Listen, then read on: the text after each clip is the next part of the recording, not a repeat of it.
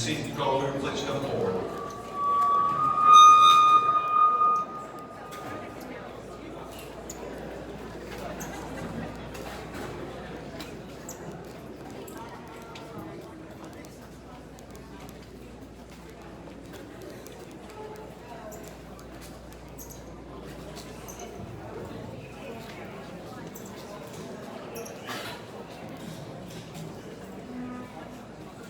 Color guard attention. Color guard forward march.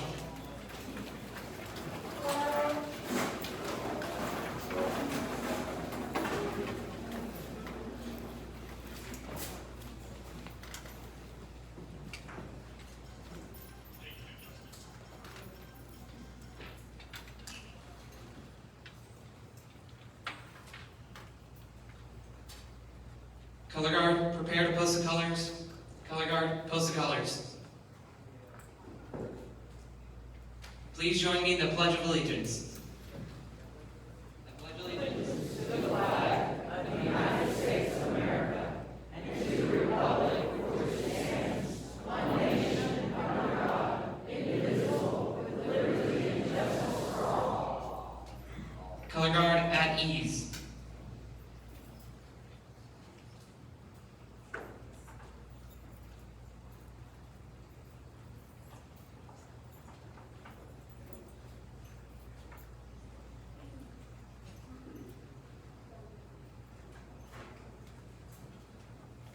If y'all would please join me in the pledge to the Texas flag.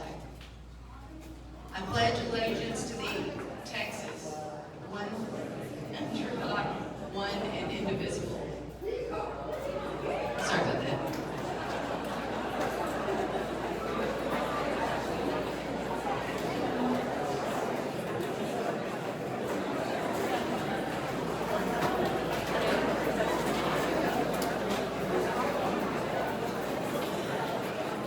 Good evening.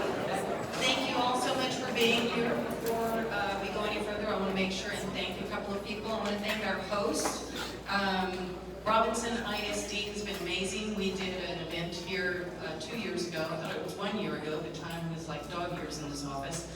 And so it was 2 years ago, and they were the best hosts, very accommodating. It's a great space, as you can see. So Dr. Michael Hope, he's unable to attend today. He's at another meeting.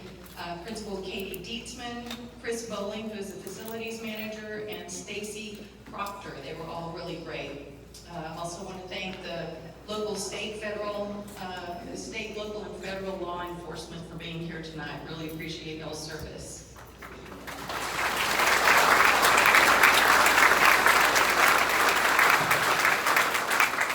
So again, thank you all for taking the time to be here.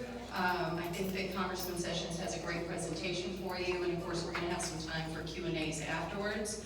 I've got a few things that are pretty standard here. One, we all are one community. We go to church together, we go to the grocery store together, we run into each other. Let's all be respectful and civil to each other. Two, when we get to the Q&A, we're going to have a couple of microphones. One's going to be on each side of the road. We're going to flag on the row. We're going to flag you when we acknowledge you, and we'll bring you the mic. Please respect everyone's time. We're going to try to get as many questions in as possible. So if you could just get your question. He probably already knows what the background is, and he will summarize. And then finally, just a reminder that you are amplified already, so it's perfectly fine to speak in a normal speaking tone. So with that, I would like to invite Colonel John Carr, United States Army, up here to lead us in our invocation.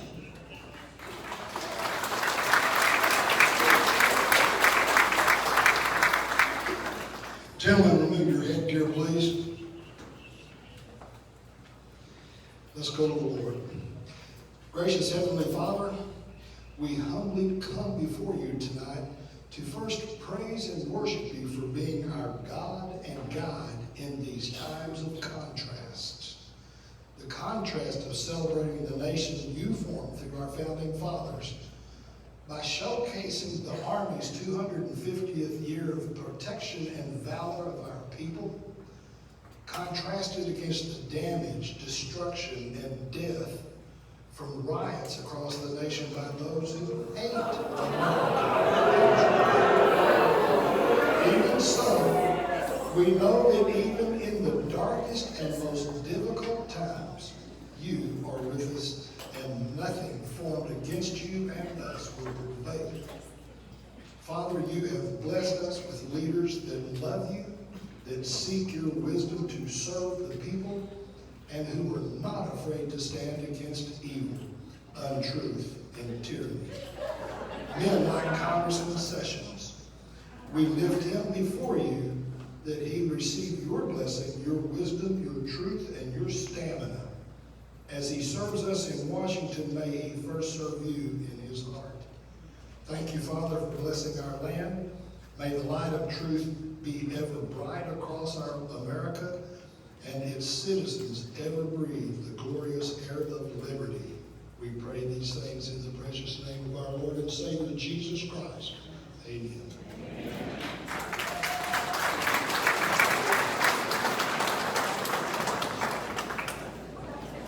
Okay, thank you, Colonel. So now we're going to have take a minute to have a special presentation. Congressman Sessions.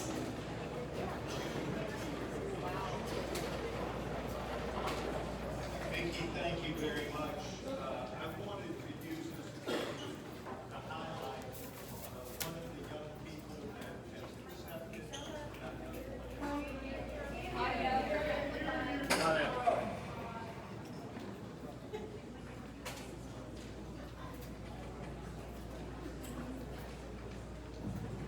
One of the young people that we have that will be representing not only the 17th District of Texas, but also this important school in Texas, has been appointed to the United States Military Academy.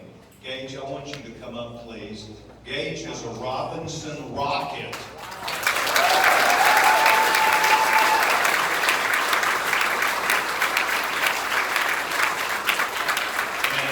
Several weeks ago, we had an opportunity to, in front of his peers and the school at the high school, be able to make the announcement, to talk about how important what he's doing is, to listen to all the people who talked about Gage in ways that were not only truthful, but really as shining a light on him so that other students would see what it takes to be appointed to West Point.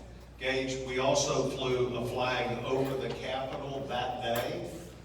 Today we were present to you this beautiful encroachment gift where we say, we hope you'll put that on your wall when you go to West Point and let them know, everybody will know you're a Texan. But tell them you're from Waco, Texas, and flew a flag over the Capitol that you will, I'm going to give this to you. You will have that on your uniform. You will wear that everywhere you go, and now we're going to smile.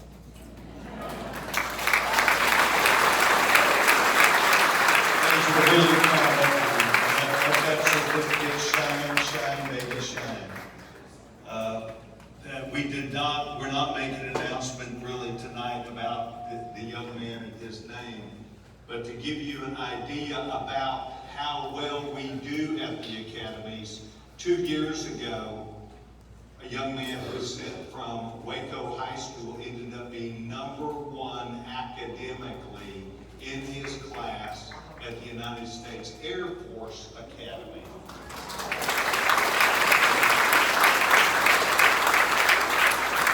I'd like at this time for several elected officials who I work with to be able to come forward and speak with you.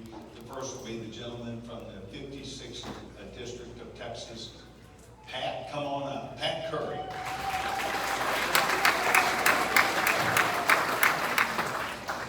Thank you, sir. First and foremost, I think it's extremely important to honor my predecessor, Doc Anderson, who served 20 years in the Texas House.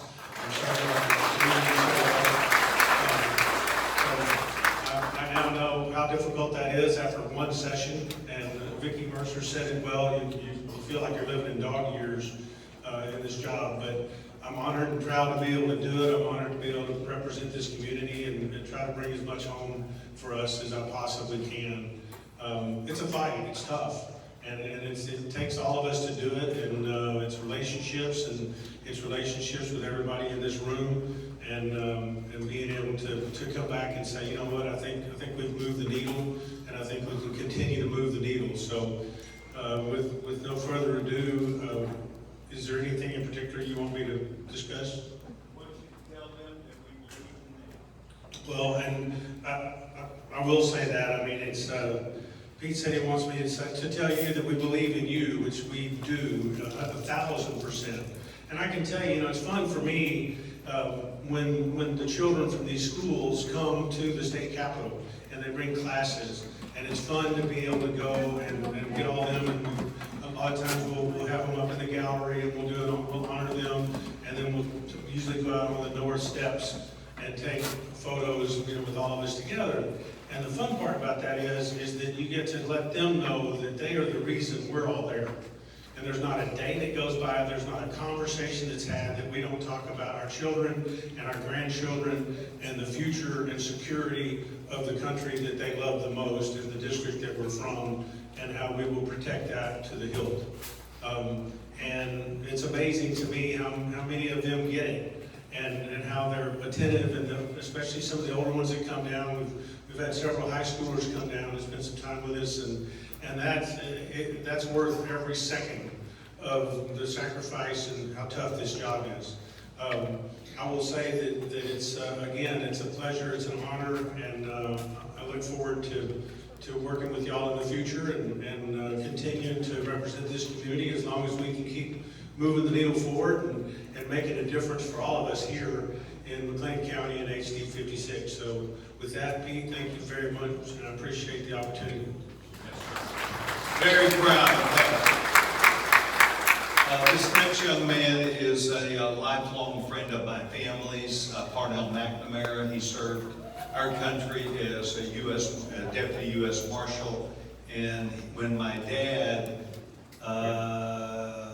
was a federal district judge, and Judge John H. Wood Jr. was shot in the back and killed in 1979, my dad became chief judge, and at that time, the U.S. Marshal Service sent Parnell McNamara to be the lead of his security detail. So Parnell has been a friend of our families for many years. Parnell, please.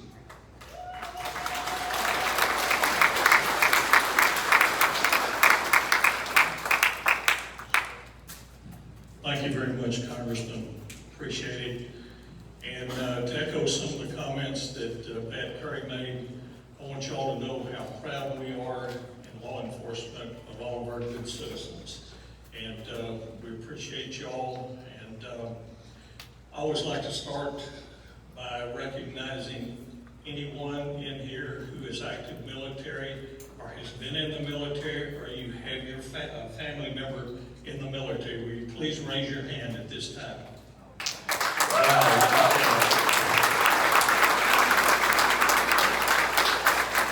Thank you all so much. God bless every one of you. Give your family members a hug, because they suffer right along with you. We appreciate your sacrifice and your service. First of all, I want to thank the citizens, because we in law enforcement could not do the job we do without the backing of our good citizens. That's not the way it is all across the country. You go up north, they're attacking the police. That doesn't happen here. All law enforcement, and when I say we in law enforcement, I'm talking about the sheriff's office, all the police departments surrounding us, DPS, our federal partners, we're all on the same team.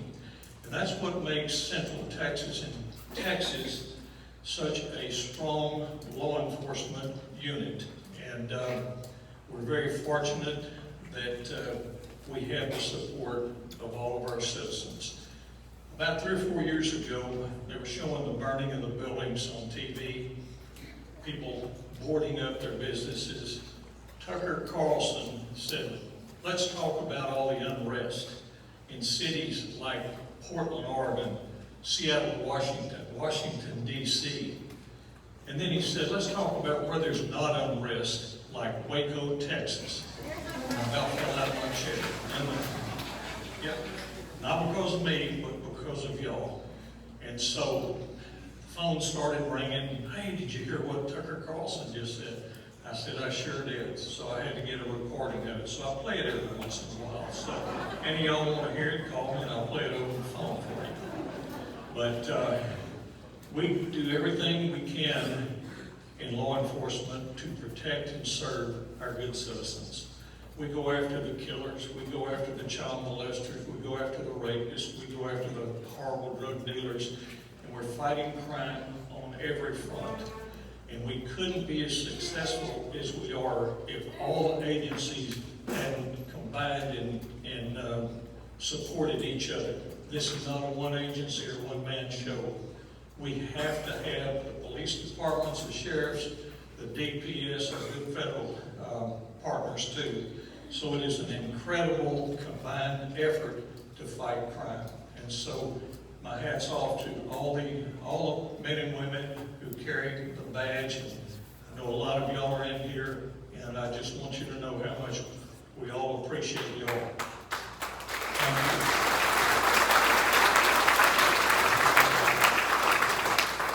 And I want you to know that we will continue as a law enforcement force to ride herd on the lawless, to do everything that we can to keep you and your family safe to the very end. And you can count on that. God bless y'all. Thank you again so much for your support. I'm proud to serve. And I know all the other law enforcement officers in the area are also. And I also want to thank Congressman Pete Sessions, because he is a law and order guy. Thank goodness for you, Congressman. We really appreciate everything that you've done, because you're up there, you and Pat Curry both are on the front line. And so we appreciate your support, and I know our entire community does. Thank you so much.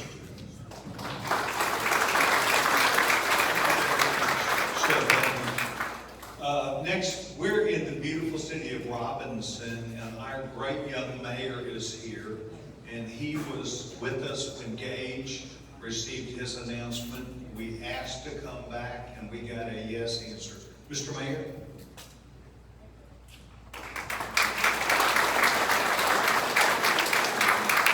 Thank you, Congressman. I won't be long because I know we all want to hear what he has to say and we want to ask our questions. So, first of all, I would like to welcome you to our great city. Currently the home of the 4A girls Robinson Rocket Station.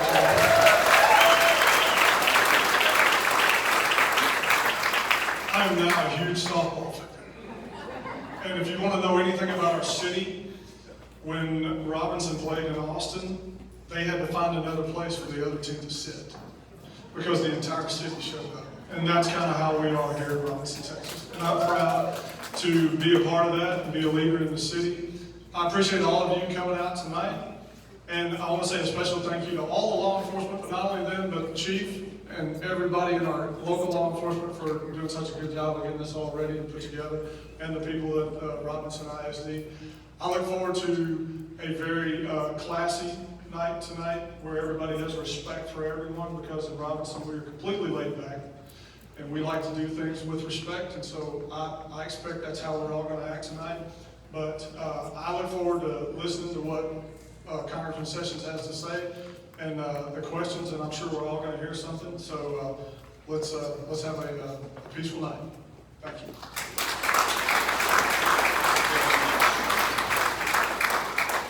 Okay, you've heard enough from the media about Waco, Texas, and Texas growing. But I want you to know that I am proud of where we are headed. Waco, Texas is epicenter in the middle. Judge Felton, good to see you. I'm sorry, I'm not sure I knew you were going to be here. Commissioner Smith, good to see you. Thank you. Mayor of Waco is here somewhere too. I saw him. So he is somewhere. There he is. Mayor, good to see you. Waco, Texas, this McLennan County is right in the middle of what is the greatest change that this state has gone through. When I grew up here, there were 6 million people. There are 33 million people now in Texas, and at the turn of the century, we're headed to 95 million people. That's the guess. You'll see as we get on into a presentation about the Texas Triangle, about what that means. But I want you to know that I have spoken to our young students and told them there's no better place in the world to be than Waco, Texas, where a lot is happening. And I called it what you would, and that's opportunity. So I just want you to know that that's one of the things that I think is the most important attribute that we have, to keep opportunity at our doorstep. Okay, I'm going to talk tonight about a bunch of things, but you're going to see that we're going to go back a little bit if you can, please. This is our schedule. We meet 16 more Mondays now than we had the last year, which means that we are busy and have a lot of days. Go to the next one. We have 14 counties in this congressional district, and so there's no air service, so that means Vicky's foot in my rear. She goes up and down 6 and 7, and I sit there and have fun. But it means that 14 counties, that means we have 14 county judges, 14 sheriffs. You get the point. And so Vicky is busy, and I am busy too, but we're delighted, and I will tell you this, the congressional district that goes down to Round Rock, the brand new Samsung plant is in this congressional district. $40 billion worth of future in that building, and then goes out to Lufkin and Nacogdoches over to Huntsville. So it's a big district. We are completely in love with this and very proud of it.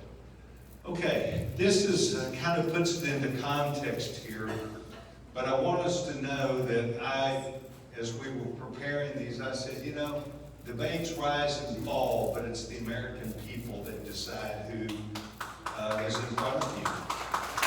And the American people, anybody that's old enough remembers, the American people made some decisions going back with George Herbert Walker Bush to Bill Clinton. And after Bill Clinton came back to George W. So we have gone back and forth, and there are things that can be done by the president, and then there are things that are done when all three, the House, the Senate, and the presidency. And that's pretty much what we're dealing with right now, when one party can control and their agenda is what takes place. But with that said, you will see that this is a sheet of paper that shows the map of the United States and about the overwhelming, there's no other way to say it, overwhelming desire all across this country, in particular in many seats that traditionally have been blue. And they went red. And they went red to the tune of 312 to 226. And this meant that one person, Donald Trump, who got 4 million more votes than all the Republicans did combined. 4 million more votes. He sold thoughts and ideas. And so, in my opinion, he deserves, just like President Obama did, just like President Biden did, to have a say on the way that they would choose to govern. And that is what we're in the part of right now. This is what the House and the Senate look like. And you can see that the distribution in the House is really pretty even. In the Senate, it's pretty even. But in the presidency, he ran away with it. I have spent a great deal of time, probably as much or more than any other member, of being on TV. I'm asked to be on TV. Sometimes Ann Harder asks me, Ann, good to see you. But I'm on national shows and people want to know what I think and to talk about what might be the Trump and Republican agenda. I've tried in every single one of those to be straightforward. I'm on MSNBC, I'm on CNN, and I come back with Blitzer and I like each other. There are a whole lot of people that could find something to disagree with the president or me about, but I do not shy away from trying to make sure that I'm trying to explain where we are and what we are doing. So, I want to prove the point if I can, and that is when President Barack Obama was elected, he had 58 Democrats, and he had a chance to move his agenda. And what he did is he formed, when you have 60 votes in the Senate, you can form what's called permanent policy. Permanent policy. And in Washington, every time, that is the marker that you have to do all your legislation against. And that is what he did. And President Obama put in place a $6 trillion deficit spending bill. $6 trillion. It was spending and it was raising taxes. And that is exactly what he did, and that's exactly what they did. We are now here from 2009 to 2025, and the marker that Republicans have to move against is the permanent tax policy of the United States, and that was 2009. So that is a very high bar. In a few minutes, you're going to hear me describe a little bit about this process. But what I'm suggesting to you is that the American people decided it would be Barack Obama. The American people decided it would be Joe Biden. And the American people have now decided that it would be Donald Trump. So, what I want to talk about here is why, and we've tried to talk about why this bill isn't the real budget buster. We're only after about a $2 trillion deficit right now, as compared to President Obama had a $6 trillion deficit plan. So what we're doing is we're looking at making taxes permanent.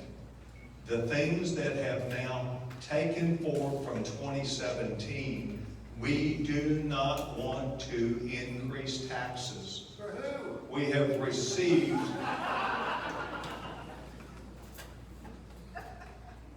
as you know, the president has in the bill to raise on billionaires, raising them 2% more. Otherwise,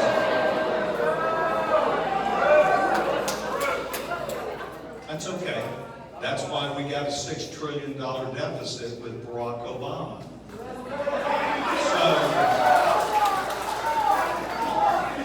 So what we are attempting to do, that's okay. So what we're attempting to do is to understand that what Barack Obama and the Democrats did was raise taxes and spending dramatically, moving social programs dramatically. And so you will see what that impact is here in just a moment. So what President Biden did is he went and spent even more money, including $2.3 trillion with the Federal Reserve that was not even voted on in Congress. And most of that $2.3 trillion not only is deficit, they spend it. And you will hear me talk about that. It was not done by Congress. It was done by this administration to spend money, and that is why we are going to have what is called Doge.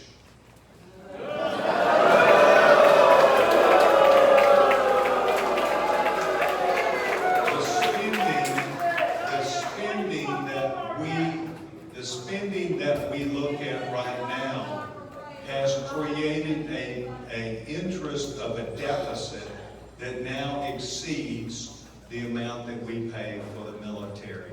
And it's rising exponentially.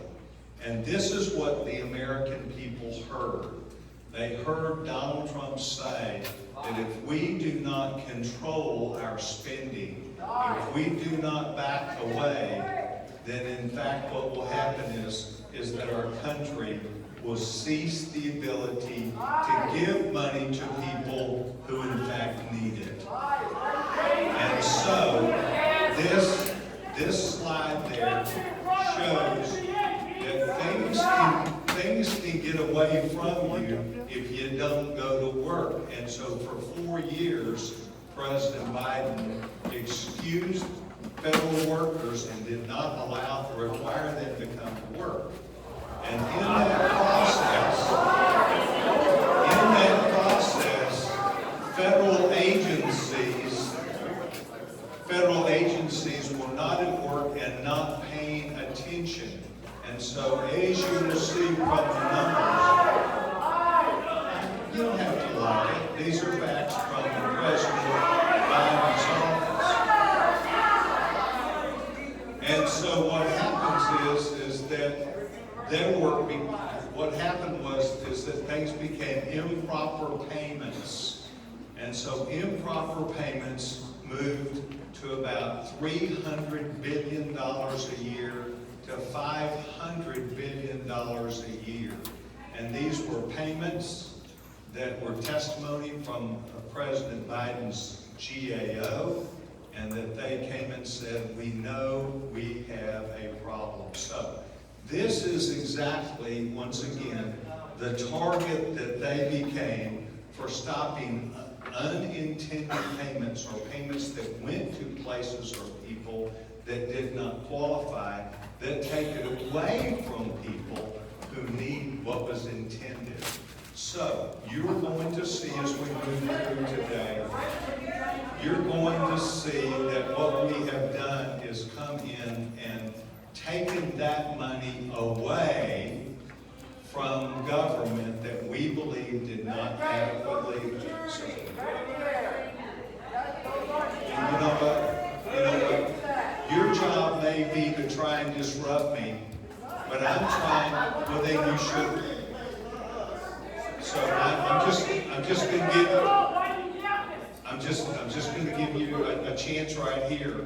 I will give you the time that you need, and I'd appreciate you being respectful to me. Keep speaking the truth. Thank you.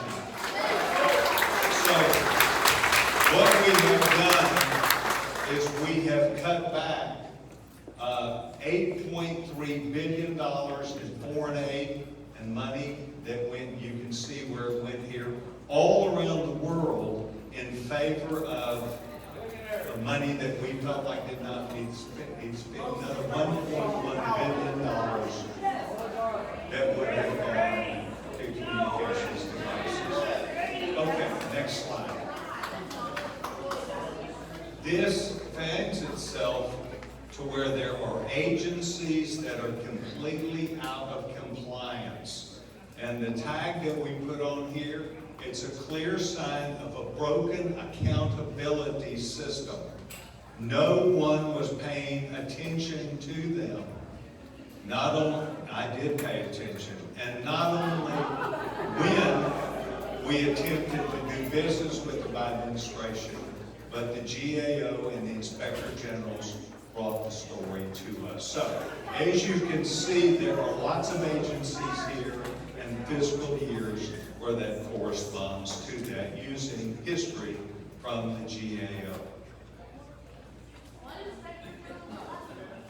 Oh, they're playing it. Come on, guys, go to the next slide. Okay, so what happened is that as the chairman of government oversight, I put myself and was positioned to be able to work with two other members, with the three of us, to head up what's called DOGE.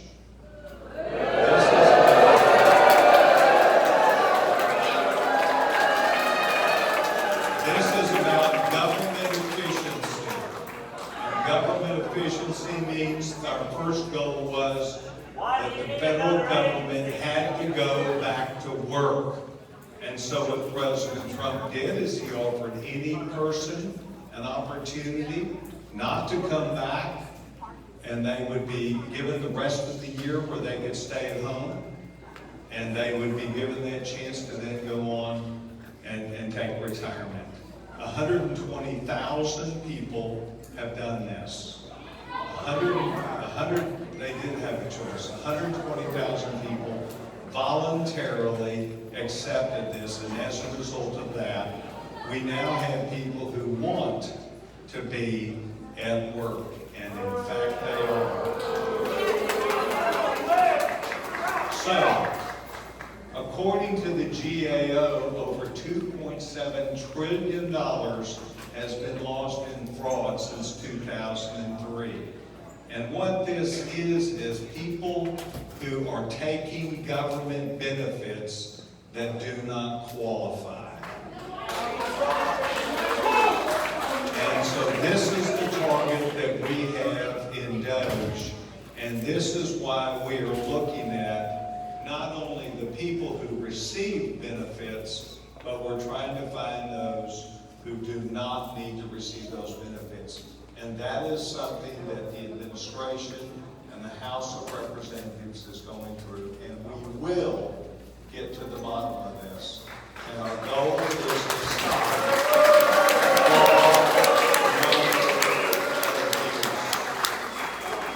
but there also is a way for us to look at these targets, and so the biggest offenders, as reported by the Biden administration, is where we are following up. We're going to follow up with each of these agencies.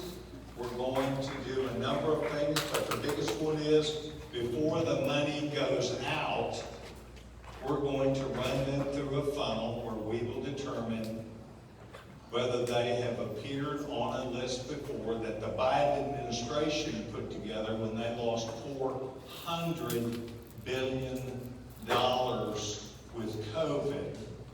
And they are going to $400 billion went to unintended people.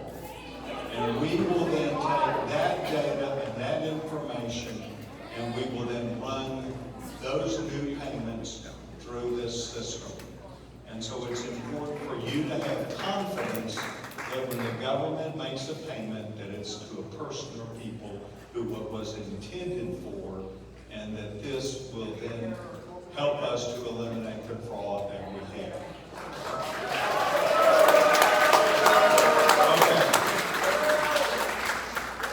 Okay. The next thing we want to do away with waste. The next thing is a handout that is on your table, and it's where we talk about mandatory versus discretionary spending. And this is important in discussion because the mandatory parts that we're talking about, President Trump does not want them approached to take one person off that was legally and supposed to be receiving these benefits. And that's a fact.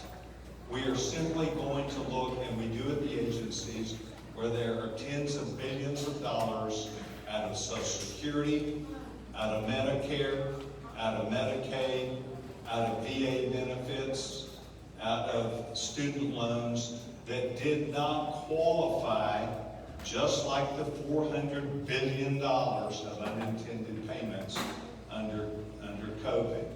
And so this is exactly where we're going. Not one person who legally is entitled to have Medicare, Medicaid, Social Security will be denied those payments. Not one person will be denied those payments. But people who are receiving these who did not qualify will find that they'll first be challenged, second, that we will go to retrieve to get the money back, and third, they could be punished by law.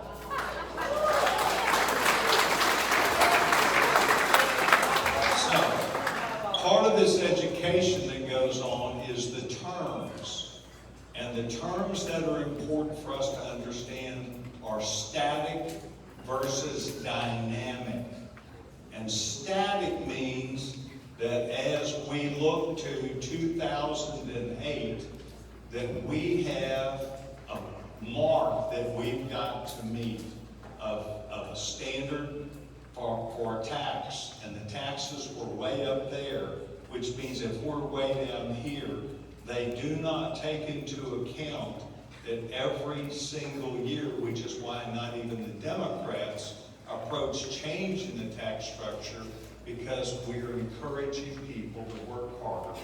More money has come in every year, but what we're working under right now is that 2008 model.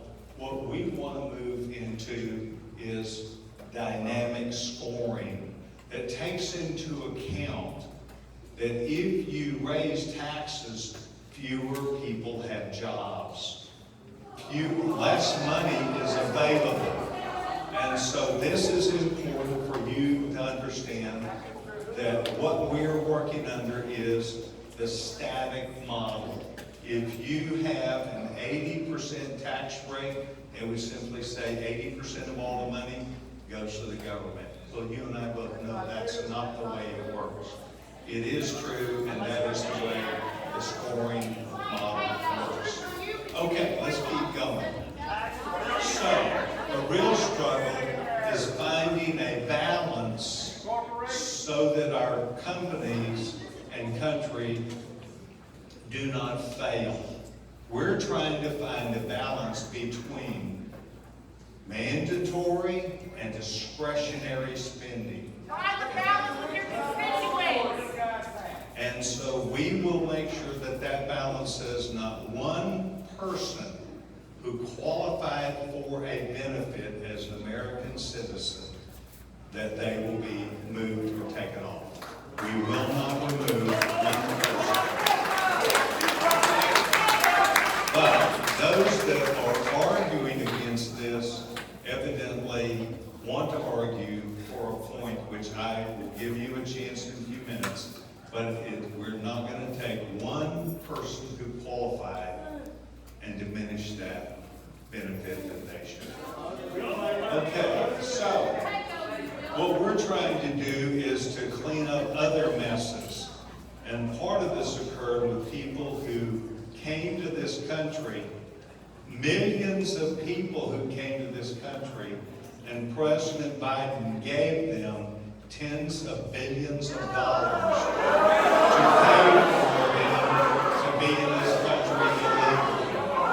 And these billions of dollars found themselves when the Veterans Administration moved $15 billion from veterans' health care directly to the president so he could pay for these illegals to come to the United States. So what we're doing is we're going to, in the big beautiful bill, we are going to fix this issue.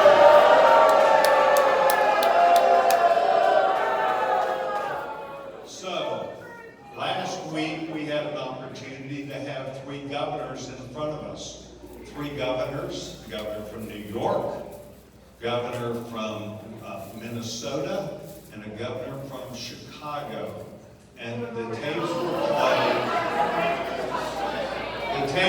played of them encouraging people to come to this country illegally and to come to their cities and come to their states. What happened in that process was, as you will see, that we got a whole bunch of people just from one country, but these are people who were terrorists who came across the border and were one way or another. And this is why we believe that what happens is that we have placed ourselves in a position where we are not only paying tens of billions of dollars more, but we have very dangerous people. You can see this played out in California, in New York on a regular basis, and in other cities.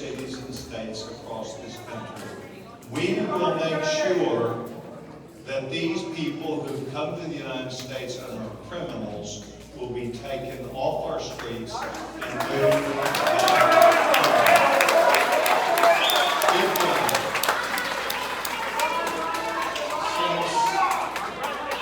This is a model that shows you how important it is to smaller cities to be able to deal with their issues of people who have been arrested, not because of immigration, but because of other crimes that they have committed. And 287G is a program by which these cities can say, we would like for the federal government to please come pick up a person who's illegal because we encountered them on our streets and we would like something done with them. We could put them in our jails, but we believe it's important because we have identified them as criminals.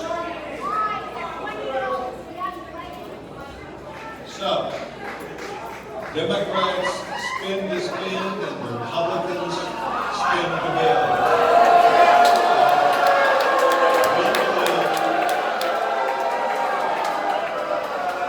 We believe that what we're going to do is to not only turn the curve around on spending, but unintended spending that we often call waste, fraud, and abuse is what is going to be approached. And we intend to stick to this, and I'm very proud of what we're doing. Now, there are those that want us to raise taxes. And so, I think it's important for us to understand that 87,000 people would see that they all of a sudden overnight pay additional taxes. These are the people that pay for us to have a government and pay and expect to receive back a good benefit, and that is a government is worthy and appropriately spends the money. 92% would see their guaranteed deduction slapped in half. So the numbers are here, and they're very plain, and this is why the Democrats under Chuck Schumer, Nancy Pelosi, and President Biden did not even approach having a vote because they recognize that raising taxes would harm families attempting to take care of their children, to send them to college, and to build them and pay their bills. Because they were already dealing with excessive inflation and out of control spending out of Washington, D.C. So, what we intend to do is we intend to have an economy that people all across this country will be able to enjoy no matter where you are.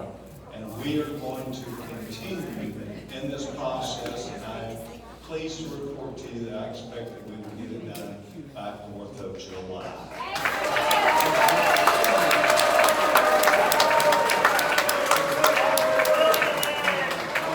The last part that I would like to talk about is something that should concern all of us, and that is the growing welfare state that we have in this country. And it is a growing welfare state whereby people do not expect to have to go to work. They do not believe they have to pay into a system. They do not believe that they have to come and do the right thing. And that is why we need to make sure that we are requiring able-bodied people to go to work. Able-bodied people need to go to work. Today, there are 7.1 million jobs looking for a worker. 7.1 million jobs whereby the people did not sit at home, did not wait for someone to give them their government check. We're going to change that, and they will need to go to work.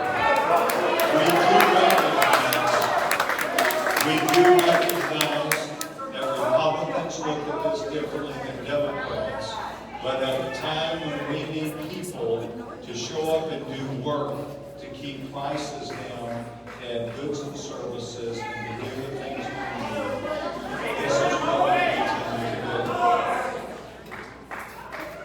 So our solutions are that we are going to increase for people who have HSAs the amount of money that they will be able to invest in their own health care on a pre-tax basis.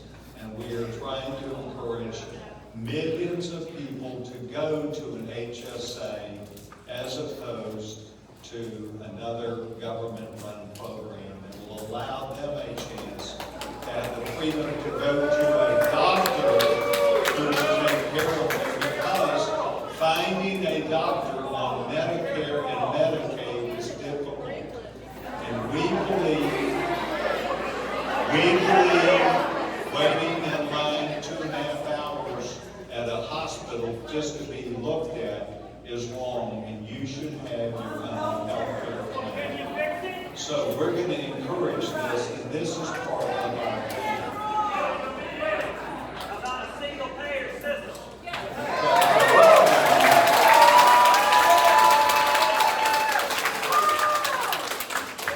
As you will see, the problem is money is not money, it's how we spend it. And we spend about 18% of that money goes to fraud. It goes to people and drivers who did not earn it. They did not earn it. And we are going to take those people off of our rolls. And once again, if you legally have a benefit, you'll stay on. And this is one of the biggest areas where health care and fraud occurs. Okay, keep going. So these new advantages are going to help people, families, and people who go to work, people who have employers that want to see them stay in a competitive marketplace. And we are very interested in people not being affected as long as they qualify. But we intend for people who do not work and are able-bodied to move off that system.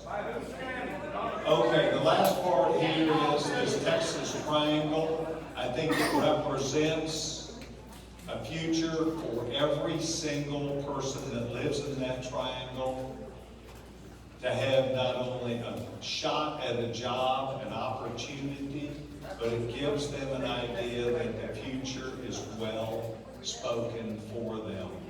And this is where every time I talk to students, I want to encourage them, whether it's working in a trades group, electrician, welding, HVAC. I was out today at a business just south of here. They have 240 full-time welders.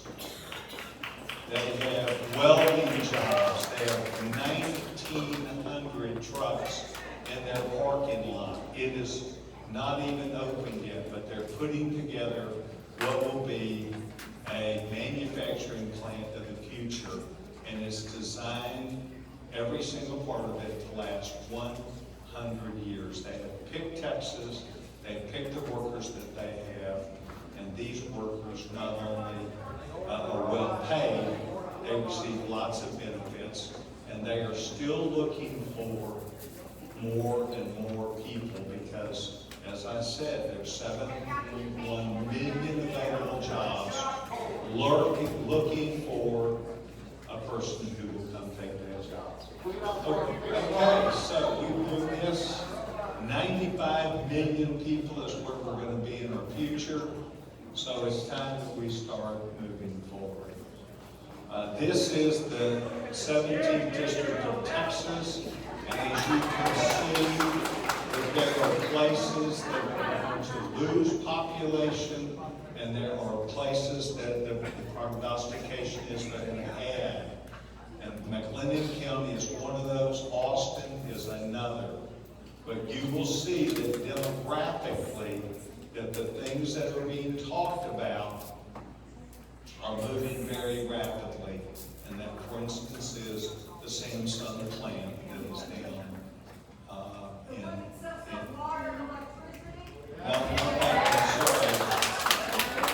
and you will see that what it does is it provides America with a chance for national security to be prepared with AI model, which will be in our future. And so we need that and be prepared.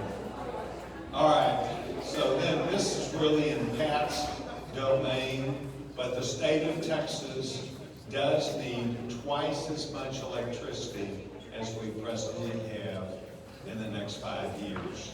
And it is the national security model. It is leading edge jobs, engineers, and all types who we need, and we are going to be competitive. But what this is about, it is a race under AI to be prepared to be able to protect our national security and the way of life that we have. Okay, keep going. I'm going to run that tape. Okay. This is what I want to say to you. Vicki is now going to get on one side with the mic. You need this one. If you will stand up, she'll come to you.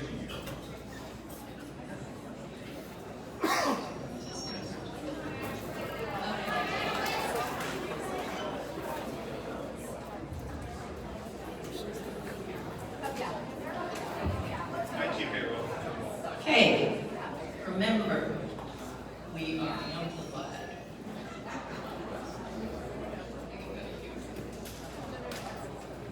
Thank you. Oh, okay, all right. Yes, with your support for the administration's deep cuts in FEMA, where do you propose that the money for the increasing number of hurricanes, floods, and other weather disasters like tornadoes, where is that aid for our fellow Texans going to come from?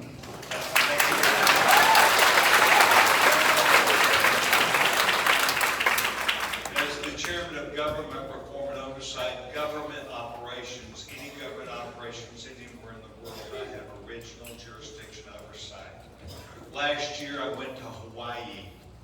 Hawaii spent $3 billion off what is a relatively small area. I'm not trying to downplay the fire. I went out there, I saw it. I saw what it was. But they still have, 2 years later, thousands of people staying in $1,000 a night hotels. And the governor, you can watch it on C-SPAN, it was their discussion. The governor of the state does not want to give them the permits to move back onto their original property.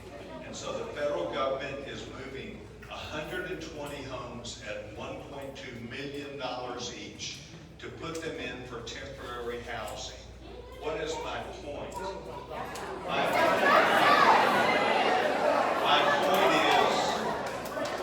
point is that when these things occur, like they have done, and I've also been to North Carolina, I've been to Florida, that we need to come to an agreement with the state of the amount of money we are going to give them. And then let them manage this as best they can. And if they choose not to, then we will. Well, that is what's happening. So this is what we will be doing. The state of Texas will have probably the ability to handle their own work. So you asked a question, I gave you an answer. What we're going to do is we will simply come up with an appropriations bill to fund these things as we have always done in the past. And we will pass them the money. It comes from your pocketbook. The money will be agreed to between the state. But if they just have no real reason to move forward after 2 years and giving people back property in their land that they owned. They were simply trying to get out of the federal government. Next person. Vicki. Oh.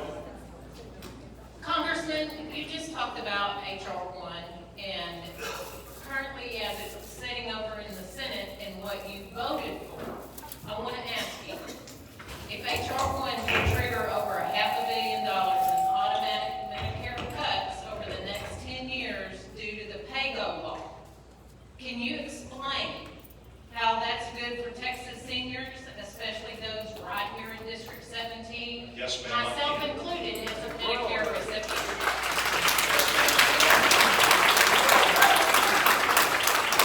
Not one person who is on Medicare or Medicaid will see that their benefits are reduced.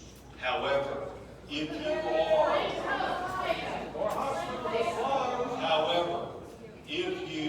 are in the zone where you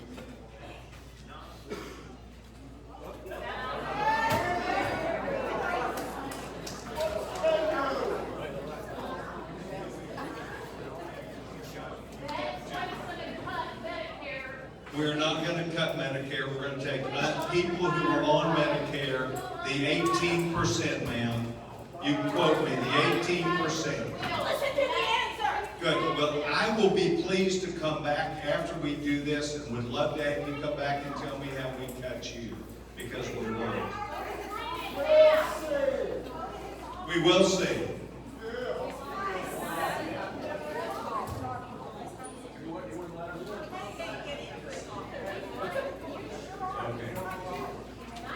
Good evening, sir. My question to you this evening is in regards to your position as co-chair of the Doge Caucus. I don't fully understand what the purpose of this caucus is, but I do know that Congress is supposed to control the purse strings when it comes to budgeting. I'm all for eliminating waste and fraud and abuse of the government, but at the same time, I believe that slashing both personnel and funds without due process is reckless and illegal. In the VA's case, these cuts are nothing more than a way to privatize my VA health care, which will adversely affect the quality and put millions of dollars into the pockets of healthcare corporations with no cost savings to the taxpayers. The care that I'm currently receiving from the VA is outstanding, and I've seen the improvement. And it's what I was promised when I took the oath of service. As co-chair of the Dodge Caucus, will you, sir, put an end and stand up against the dismantling of VA healthcare, which will adversely affect the quality? I'm sorry, I lost track here. Okay, there. As co-chair of the Dodge Caucus, will you, sir, put an end to and stand up against the dismantling of VA healthcare, the care we were promised? And if so, how would you go about doing that? And if not, why?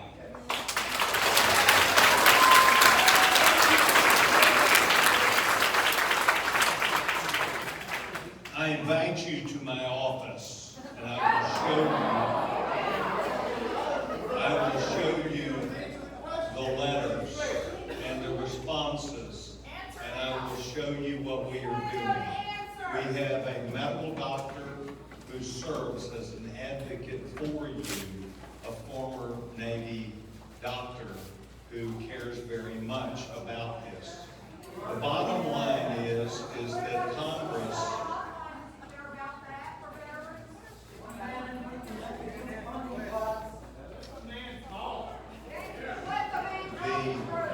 you can yell at me on other issues, but not on the veteran issue, please, ma'am. If you'll listen, the issues that are related to community care have been cut dramatically. And sir, I don't know if you're in community care or not, but they were cut dramatically. And that is the reason why is because the secretary moved $15 billion out of the VA, and that is why last August we had to come in and do an emergency bill. We were not told where the money went, and then DOJ, government efficiency, came in and found the $15 billion that went to fund the immigration, the illegal immigration.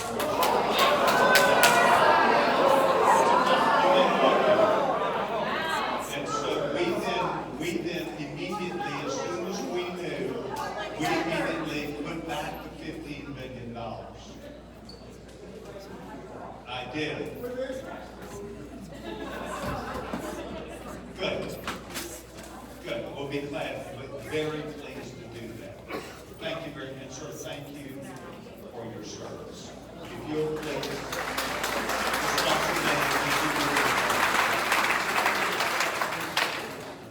Harold.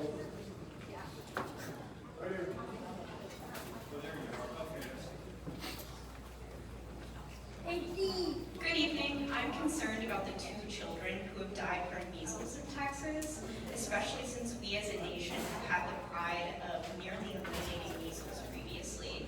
How do you plan to help address the Texas measles outbreak, especially as we face increased vaccine hesitancy from those who lead us?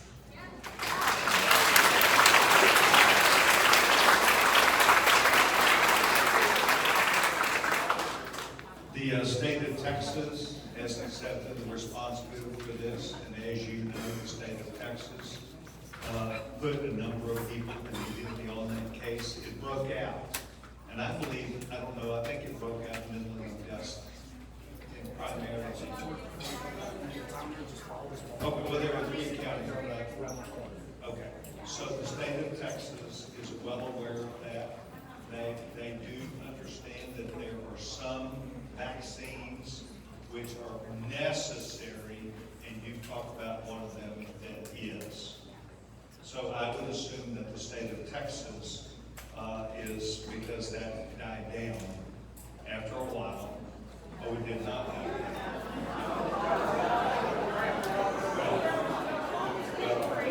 The state of Texas is responsible for that entertainment.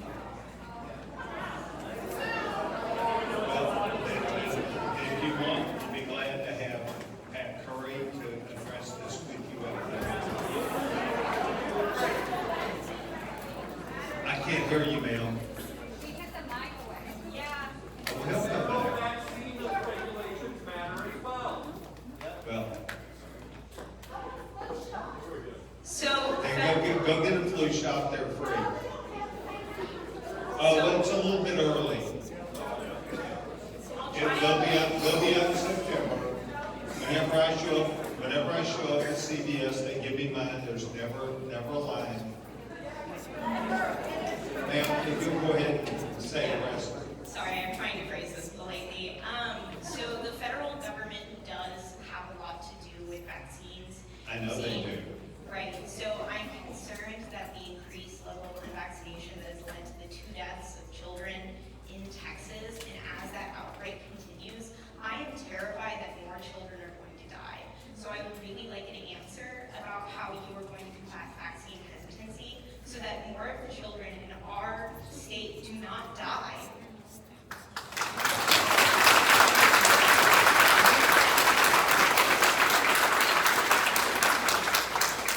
I think public education is a prime way that should be done. I think that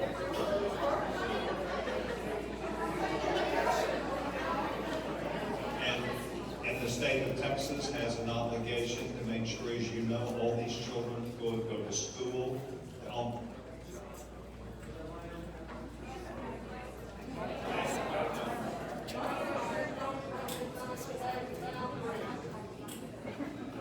And at these programs where children go and eat at the school breakfast, they try and do that. I don't want to go into, because I don't know the facts of the case, whether how long those people have been here. Do you know? Do you know how long children had been here that suffered this?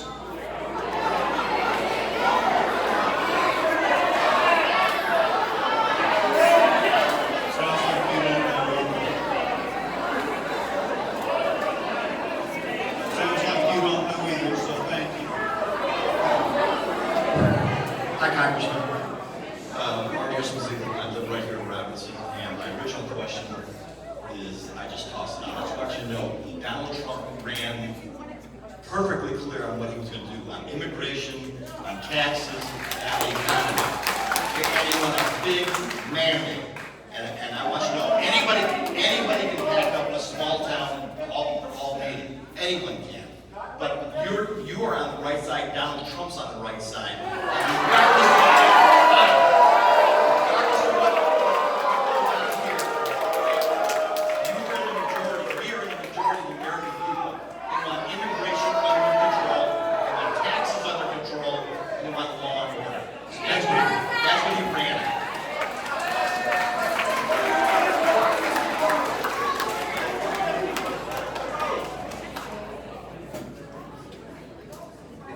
Me? Mr. Sessions, hi. I just want to ask, I believe you when you say you're not going to cut anyone off Social Security, or you're not going to try to. But how do you keep people from being cut off of it when you cut the staffing for it? Seniors don't know how to, not all seniors, I shouldn't say all seniors, but not all seniors know how to apply for things online, or even have the ability to do that. And now with this new regulations, they're going to have to. So how do you keep those seniors from getting left out? It's really real simple. People will go back to work. We have not had people go to Social Security for 4 years. And for 4 years, it was just like getting your passport. You had to go somewhere else to go get it if you wanted it. Social Security, Social Security. Social Security, just like IRS, is months and months and months and months behind. I would submit to you, anybody that wants Social Security will fill out the form, they can do it on the phone, and they'll be just fine.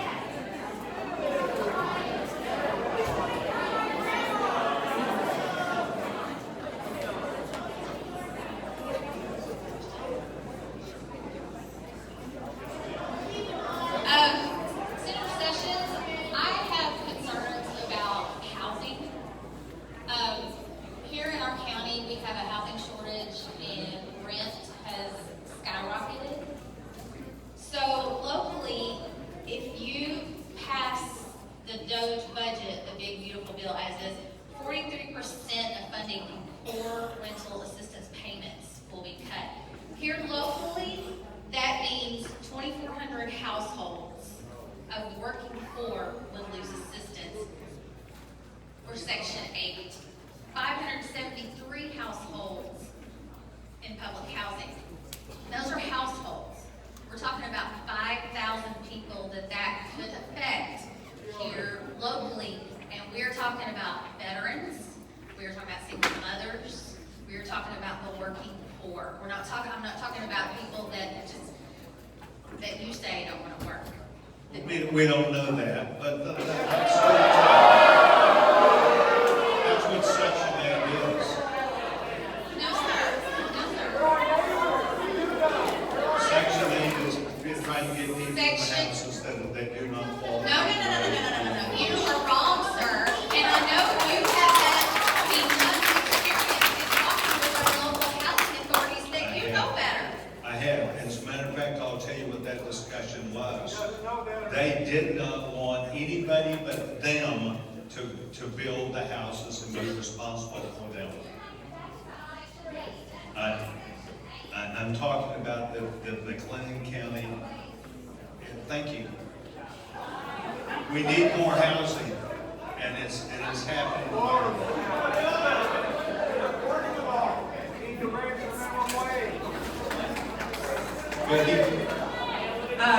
We have about, I think, 7 more minutes before we... Mickey, just give them the damn thing. Okay. Hi, Congressman. I represent the TOP community. I know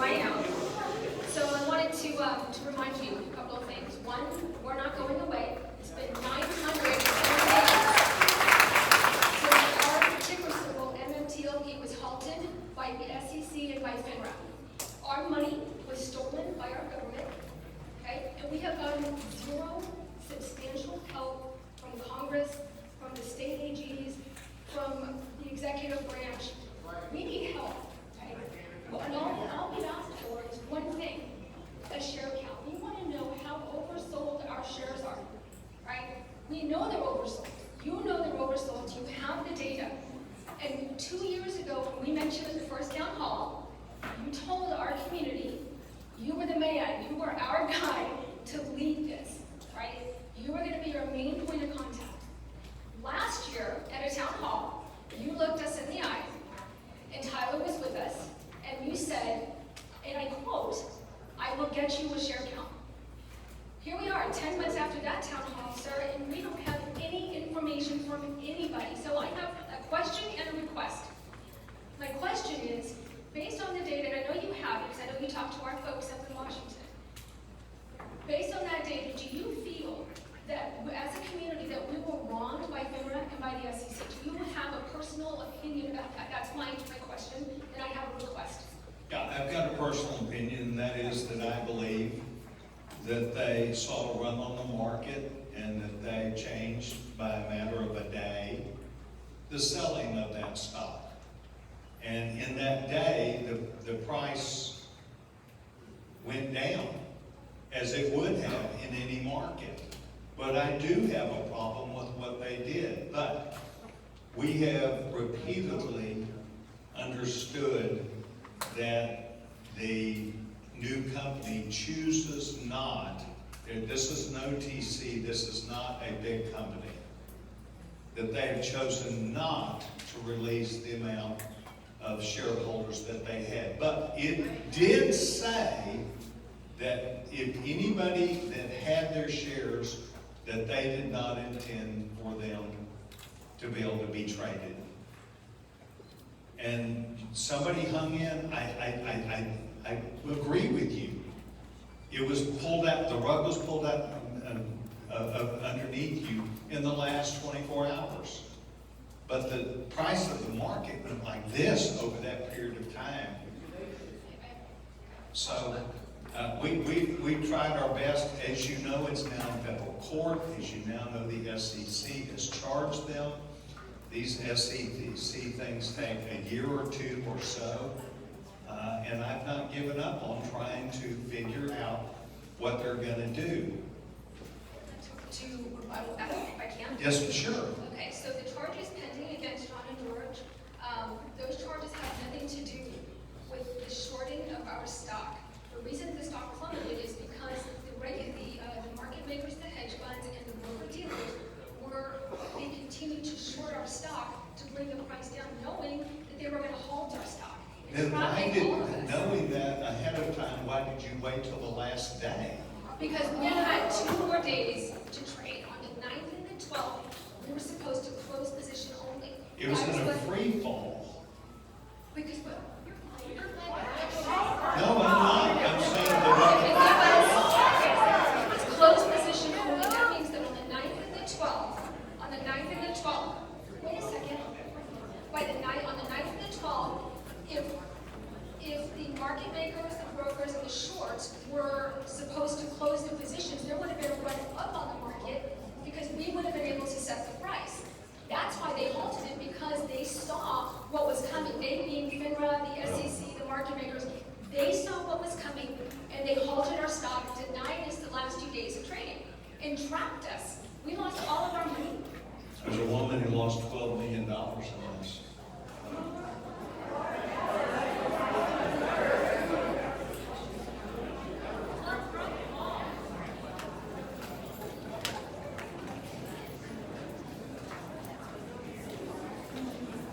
Yes, sir. Thank you, appreciate it. 6 months ago, I was in the county.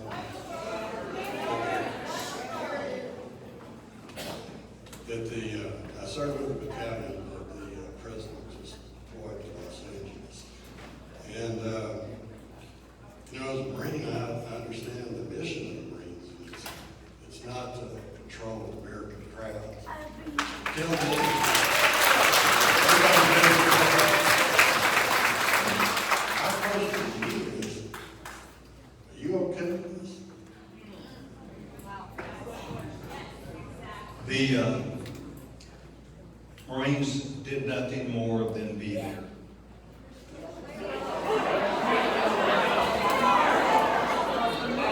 Sir?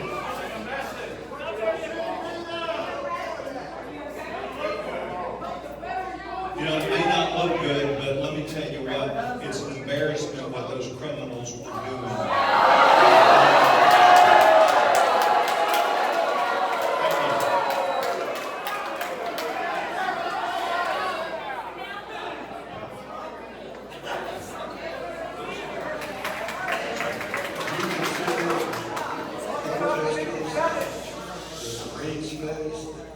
Second Battalion, 7th Marines. Do you consider them to be the enemy? Because the job of the Marines is to kill the enemy. That's the primary mission. Now, Marines, we don't shoot them in the legs. We shoot them in the sandbags. Well, I didn't see them shoot anybody, and they kept law and order.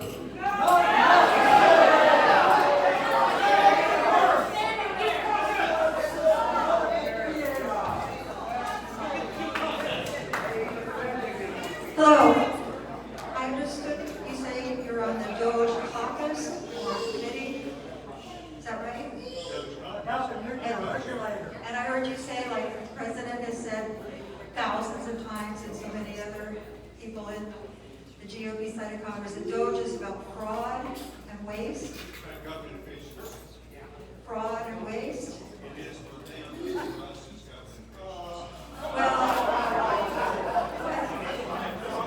Well, I have one simple question. So, in all the time that Musk was in there with his chainsaw, with free reign to go into lock all the federal civil service people out and get into the computers, how many cases of fraud, which is a crime, how many cases of fraud how many people have been indicted?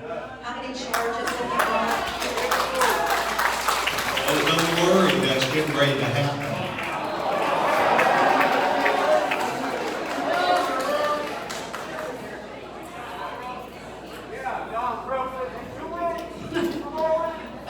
So, I think everybody in this room is in favor of government efficiency.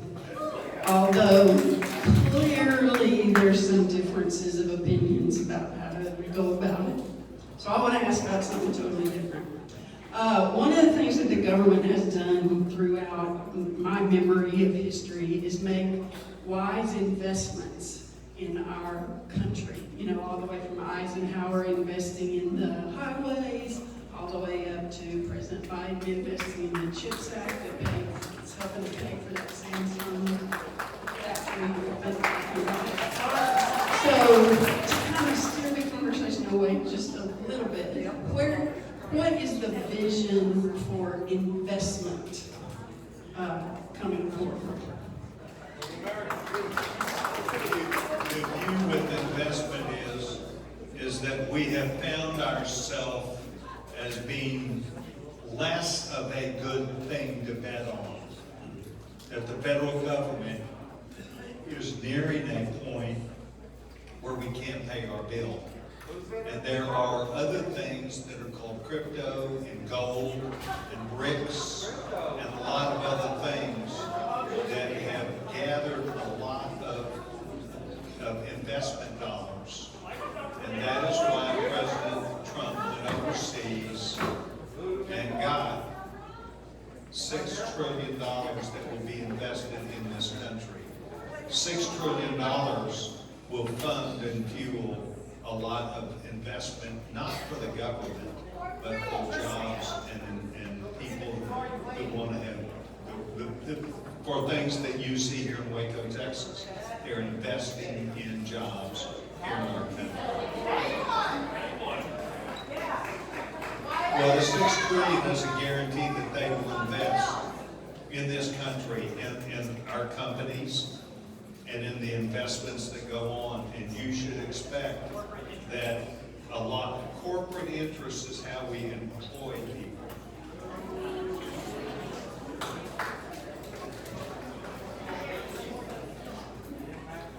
Good evening, sir. Thank you for showing up. My name is Pedro Perez. All right, so my name is Pedro Perez. I served in the Army for 23 years. I now live Congressman Robinson. I'm glad that you have the YouTube thing up there, and you're talking about Doge. And my question is going to be really quick. But everybody, please pull out a pen.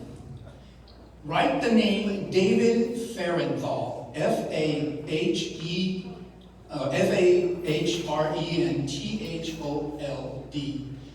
He did a wonderful piece in the New York Times about Doge. So for those of you who like YouTube, there are 3 small, short videos of what he found out about Doge.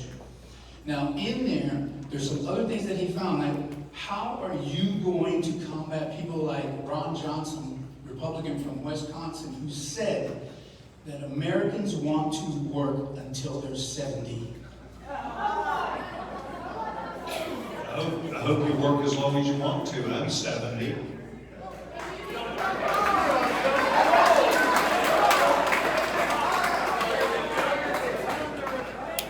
I've heard over the last 4 years, one thing that just stands out to me about undocumented people coming into this country are the hordes. I mean, here we are, and I have friends in South Texas. But what sticks in my gut is that there's talk about 600,000 undocumented children that are here. No one knows where they are and what's happening to them. I know you were just talking to 3 governors from Democratic states asking them, and those are the ones who open the gates. What are we doing to find these kids? And what are the real numbers? The numbers are real. There's over 600,000, and presumptively they were given a sheet of paper and asked to please report. Once again, they were coming in at such a rate that wasn't a lot of record keeping. There's not a lot of information. So these children have merged into our communities.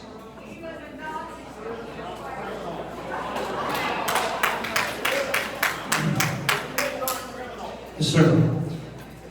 Climate scientists are over 98% in agreement that the world is threatened by anthropogenic climate change. Yet you have voted consistently to benefit the fossil fuel industry at the expense of our climate. Your votes have worsened it consistently. So are profits of ExxonMobil more important to you than the health of our children today and in the future?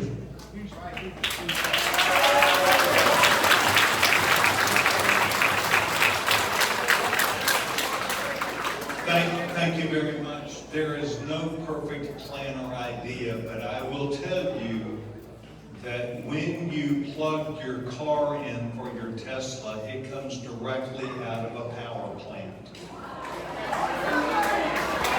And the power plants use the same types of electricity, and we have seen where there are options available. My biggest problem that I have is essentially 2 things. Number 1, the subsidy that is there is a 3-year subsidy, and it's a bunch of people who are investors. You talk about rich people. It's a bunch of investors who take that subsidy and then resell whatever it is to the market, and the value goes in half.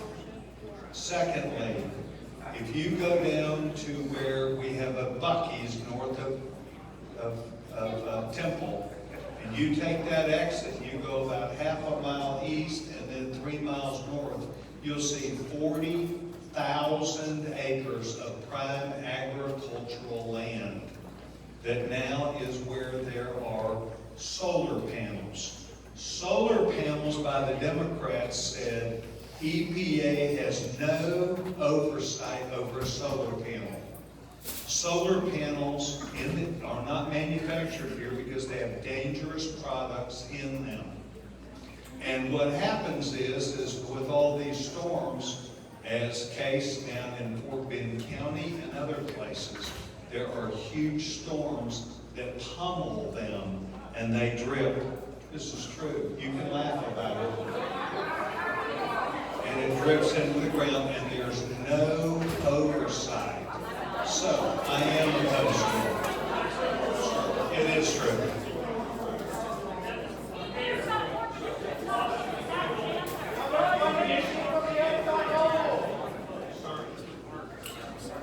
Well, I'm in favor of clean energies as well, but for infrastructure, you said that you are investing in America, but why are you cutting clean energy grants and safe street grants that reduce deaths of our most vulnerable citizens?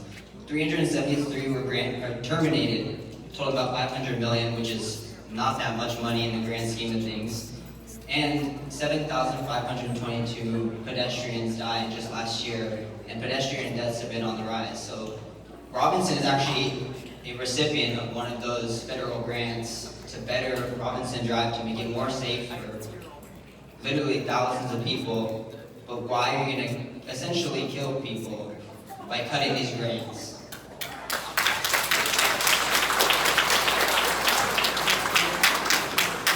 We're overspending by 2,000. We are overspending by $2,000 billion a year. And $2,000 billion add up with little bits at a time. And so what we're going to do is to try and get us back in line where we can pay for our own debt.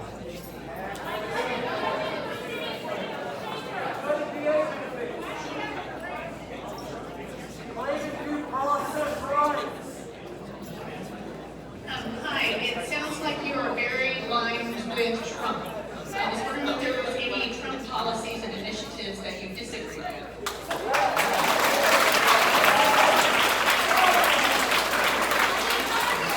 I have, during the period of time and the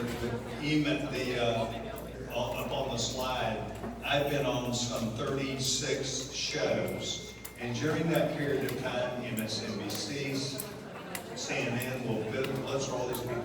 And I told them that my ideas about tariffs were different. And I substantiated where I was on the tariffs. I substantiated what I believe should happen. And I believe a tariff is a tax, and I don't like that.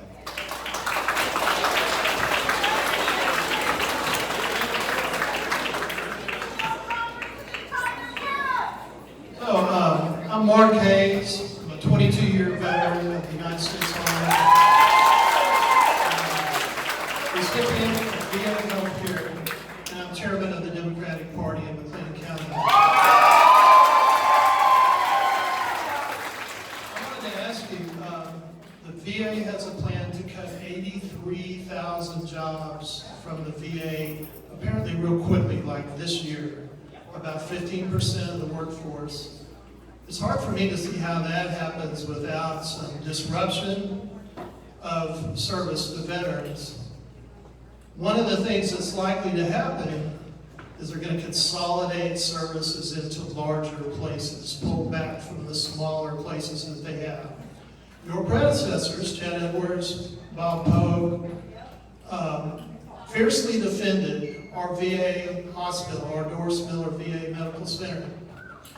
And I wanted to give you an opportunity. Do you pledge to follow in their footsteps and defend our VA hospital that gives me and all the other veterans around here such good care? Do you pledge to defend that hospital against any and all attempts to close it?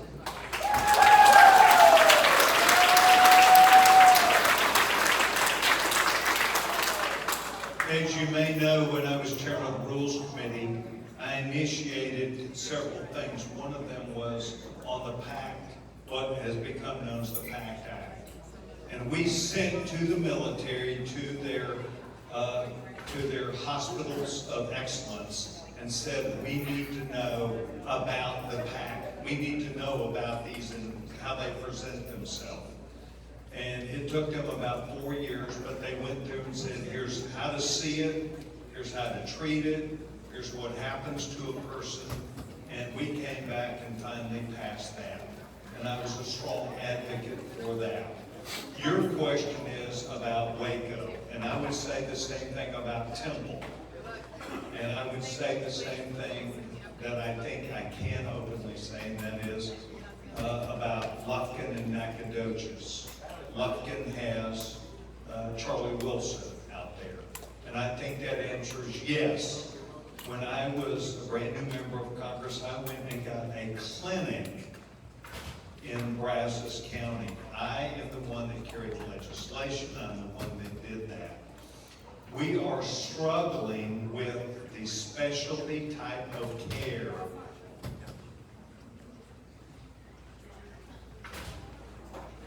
Finding enough nurses and physicians who can treat many of the specialty things.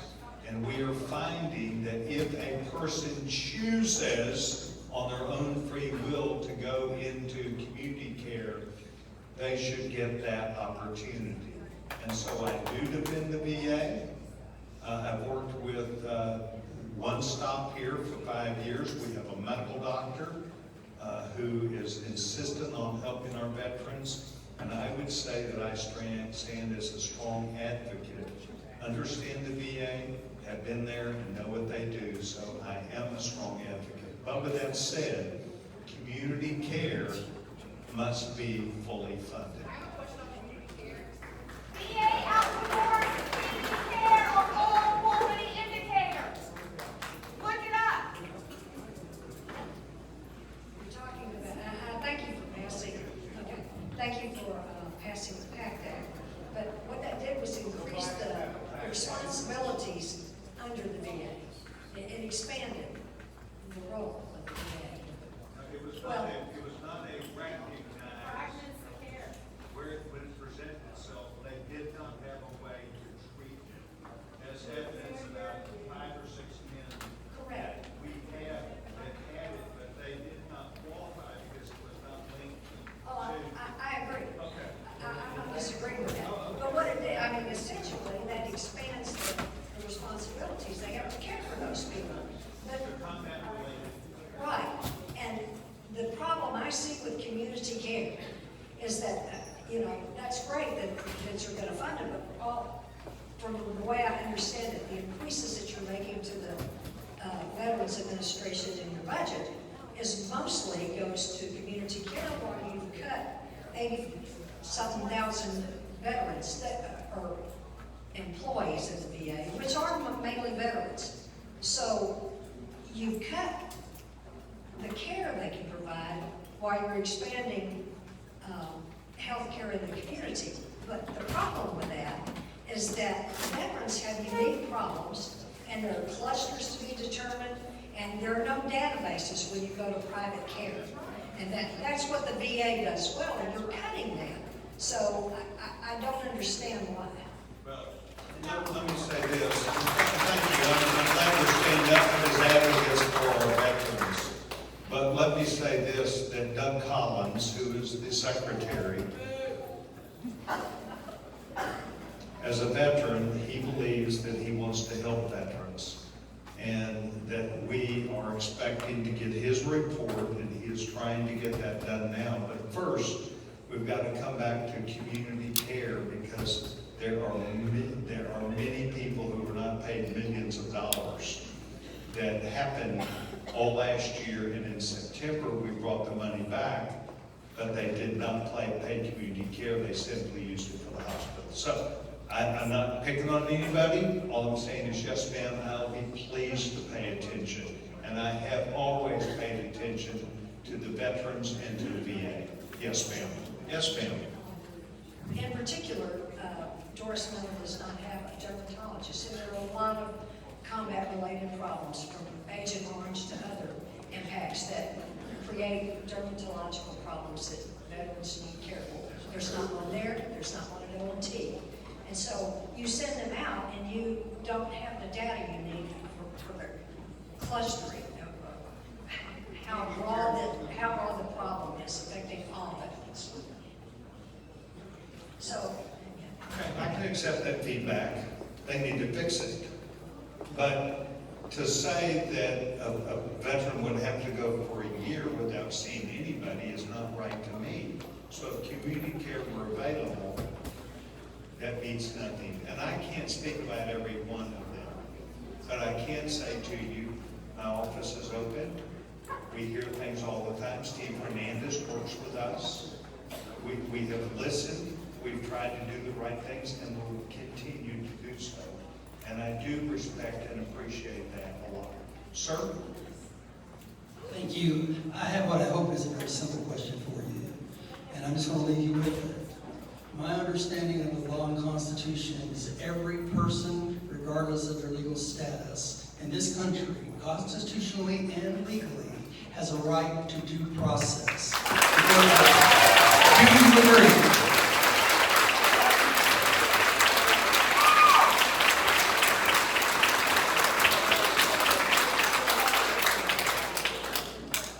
A person is entitled to due process. I do agree. But a person that has chosen to stub their nose at the law when they were hold on. A small percentage of people decide to show up. They all have dates that they've got to show up. If they choose to give that up, I'm sorry, I don't have a problem.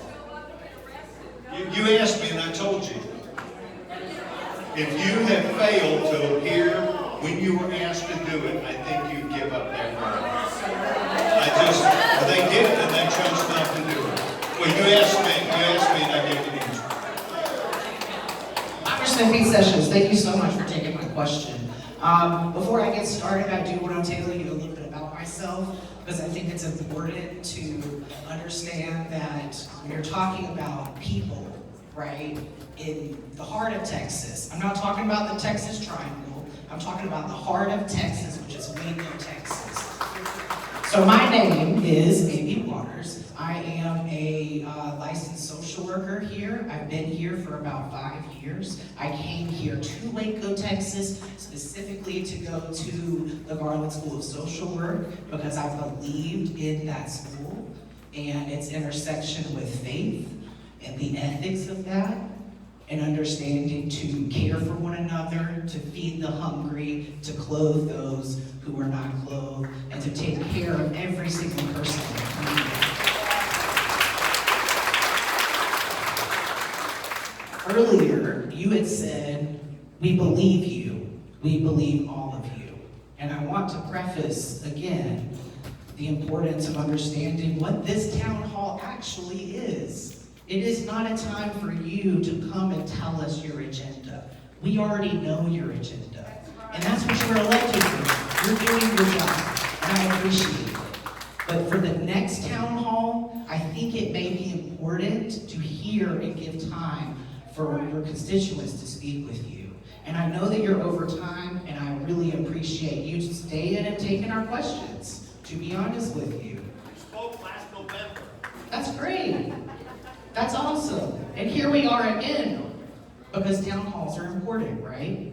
Town halls are here. Town halls are a two-way street. They are a two-way street, thank you. It's a place for constituents to voice their opinions, a voice where they're coming from, to share their story, right? And sometimes those stories are not always nice and wonderful, because sometimes they come from pain, and they come from struggle. I have kids that I give therapy to that talk to me every single day about how scared they are that their quote-unquote legal parents are going to get taken away from them. That's what I'm dealing with individually on a micro level here in Waco, Texas at a local school. I also have people that I talk to and work with that all come together here as a community, right? And so for me, my question is, with all of the defunding things that are happening, right? You're talking a lot about numbers because everybody gets numbers. When you say $83 trillion, that really hits. You know, I mean, for real, it really does. But when I come down, it's hard for me to see you push innovation, all of that stuff, when we just defunded Job Corps. And now we're closing all of the job corps. When I first got out of grad school, I worked with runaway and homeless youth. I've gotten people off the street, and not me, they've done the work, into Job Corps because they believe in themselves.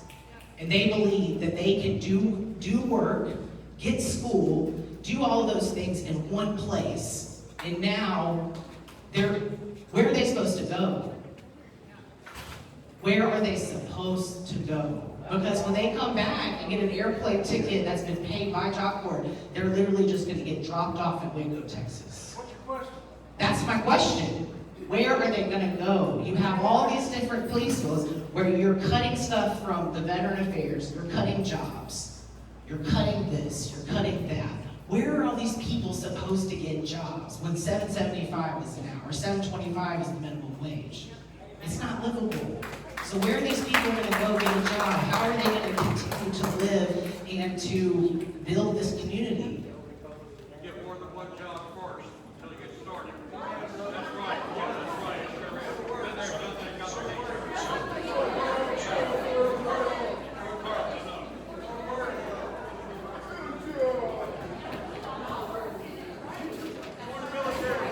But I have been to Gary Job Corps Center for 6 months. I have seen what it does. It's a second chance for students in Mountain and I've been very proud of them, and I have followed them. That is a state issue.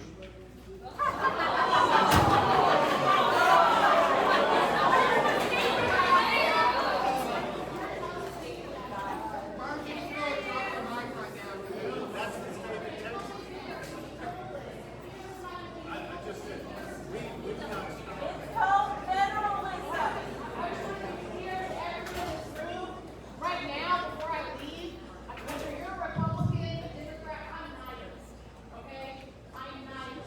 Because what's happening right now in this country is people are being seen as dollar bills.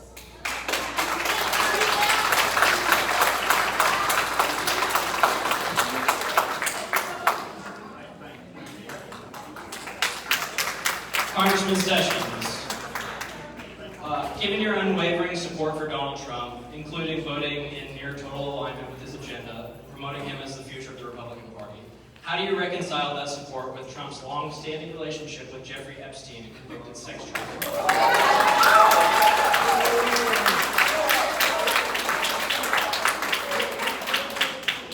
Not for that at all. Has his name come out? No, I'm just saying, I did not know that. Yeah, I don't know that. Okay, look, you know I disagree with that. Like I do with a porn star. Like I do with a porn star. Hi there, I'm here from Round Rock, so thank you for being here tonight, for being accessible to your constituents. The last town hall I attended in a different district when I lived there, the representative did not show up and we talked to an empty chair, so thank you for being here. Thank you. I'm glad to hear that you'll be in our area too, so it seems over an hour to get here. In the same vein, I have kudos for your staff. I call your office frequently and they are unfailingly courteous and kind, even when I'm upset. So thank you for setting that tone. Yes, I appreciate that. I've never even had to leave a voicemail. Your staff is fantastic. I'll call on Saturdays and I'll sing. All right. Well, my question for you, with that context, can you talk about a time when you changed your mind about a policy based on feedback from your constituents?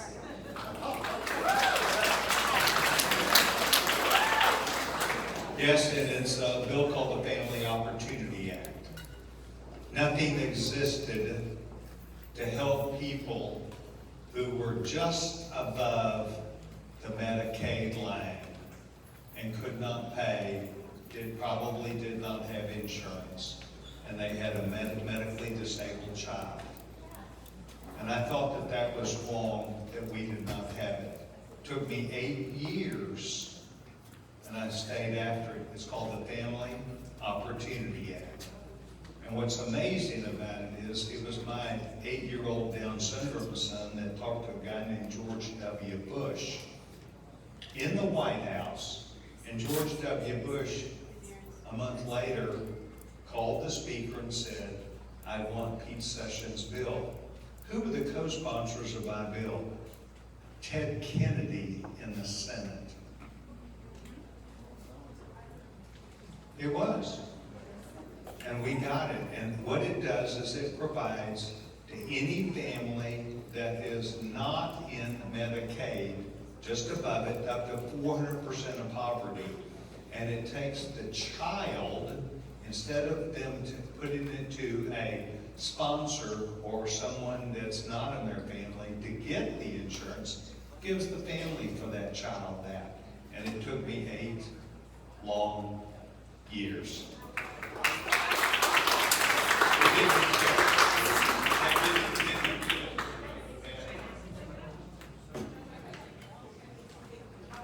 Yeah, Dylan C. James' parents wrote me, and I opened up the mail, opened up my mail, and Dylan C. James of Pflugerville, Texas, and I knew them. He had 13 surgeries in Dallas, and I ended up calling both the Ren Archer, who ran this for George W. Bush, and we figured out a way to take that family because they did not have the money before he would die. Dylan C. James did end up passing away within a year, but we got it done 8 more years. And it's a brand new expansion to include. Thank you, Congressman. I was born here in this district, Waco, Texas. You're my representative. Right, thank you. Hello, Wacoan. So my question is about the conflict between Israel and Iran right now. And I would like to know whether you will commit right now to voting no on a declaration of war against Iran and sending our military men and women across seas again to another botched war and conflict in the Middle East that is not taking place in our own country.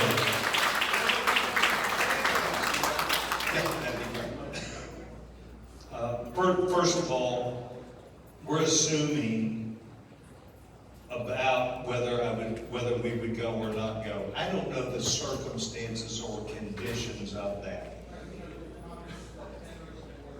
I do know that. I do know that. Did they strike an American target? Well, they did. They have struck an American target. I do not know that that means that's what we're going to do. But thank you very much. Well, if there's significant damage where you have come against American interests, I am prepared to say to you that if they engage the United States in a way that I will defend our country. Yes, sir. Thank you, Congressman Sessions. I'm Chris Kolechka. I work at Baylor University here in your district. And I just want to thank you for a statement you made at the outset of your remarks that I think was very important for our national cohesion, which God knows we know more of. You said that the American people chose Barack Obama. You said the American people chose Donald Trump. You said the American people chose Joe Biden, and that the American people chose Donald Trump. What I'm getting, my short question is, are you coming on record now saying that the 2020 election was legitimately won by Joe Biden, or was it Trump because of his story?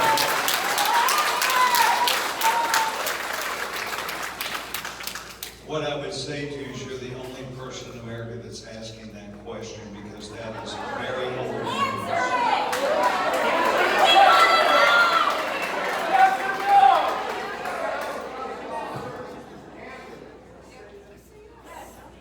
When President Bush was elected, there was an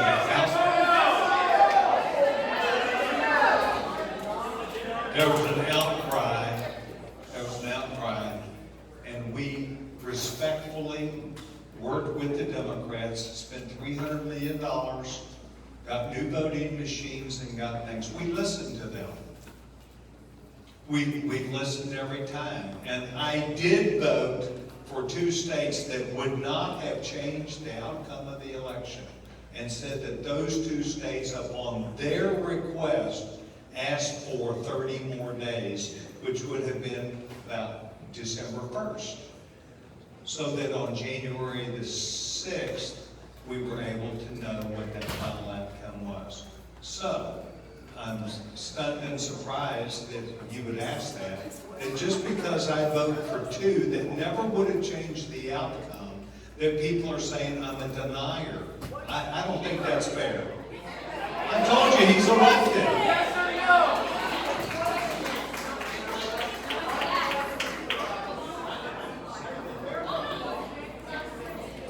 Hello, Mr. Sessions. I remember earlier in the presentation you were talking about the projected energy growth in Texas.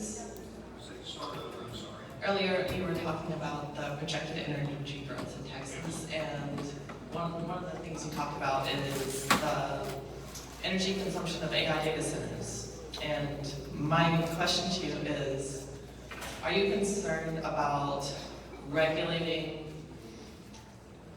fraudulent use of AI? Because AI is becoming very powerful and it can be used for things that are unlawful, like there is AI models now that can generate very realistic videos, and for example, that can be used to falsely incriminate someone or do all sorts of fraud. Are you interested in like regulating malicious use of AI? I am. And a lot of those deal with privacy rules. And we've already voted on some that I'm sure even in this crowd will be not liked, but I don't think you should be allowed to mimic people. I don't think you should be able to put people in embarrassing circumstances and put a face in over a body.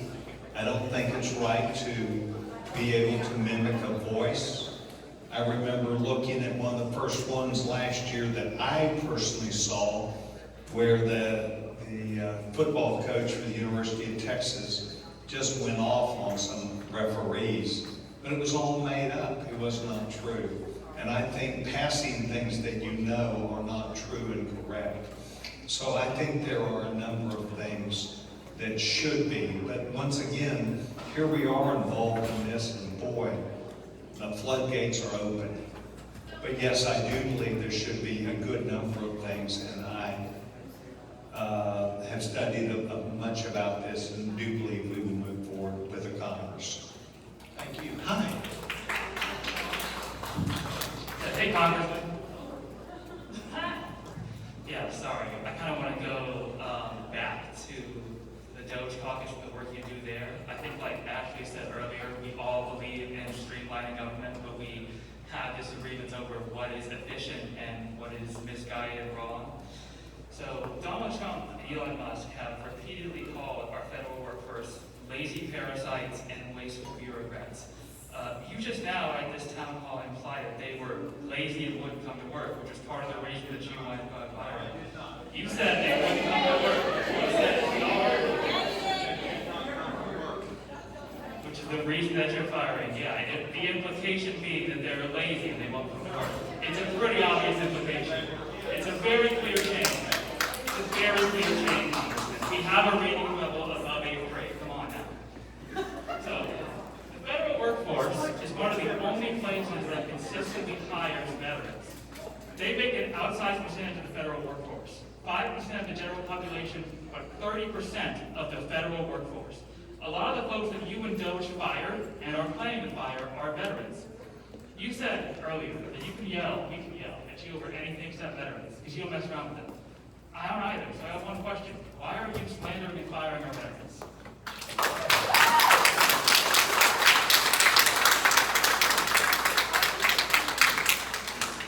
President Biden said that at no point would there be more than 30% of workers that would not come to work, meaning 70% would be at work every day. Repeatedly, we came to the President, the White House, including the Chief of Staff, who's a friend of mine, and we said, we have a crisis with our passports.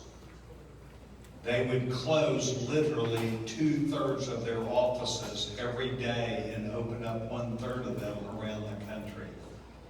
But they were not even fully staffed. And after about a year and a half, they finally began to get the message from my colleagues that are Democrats. And we held a very open and fair yelling match at the State Department by my colleagues, not by me. It was their administration. And they corrected their problem because I worked with them on correcting their problem. At the very end of 23, we received information about the Ronald Reagan building, which is the largest building in Washington, D.C., that less than 10% of the workers came less than 1 day a week. And we confronted the administration with that in paper and repeatedly asked, and they would not even tell us what their policy was. I believe it was driven by an administration that chose to do this. I did not call anybody lazy. I simply said that I would find it very difficult if I were on a paycheck not to report to work. I'll let you hear out there.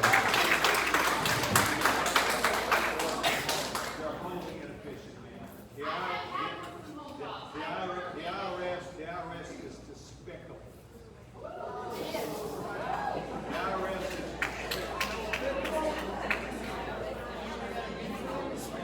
wanted to ask about how you would vote in the case of a war with Iran as well, but along those same lines, how would you vote if a motion came before Congress for a draft? I am 100% opposed to a draft.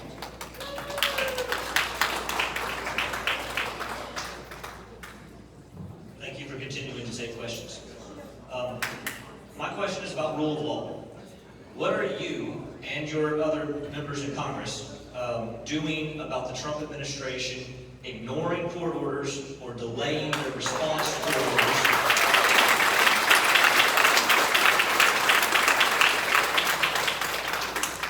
In at least one case, in a unanimous vote from the Supreme Court, the top court in this land.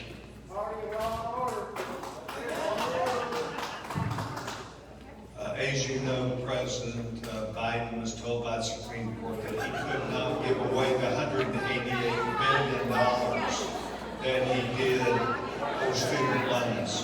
So I will tell you, I do believe in the rule of law.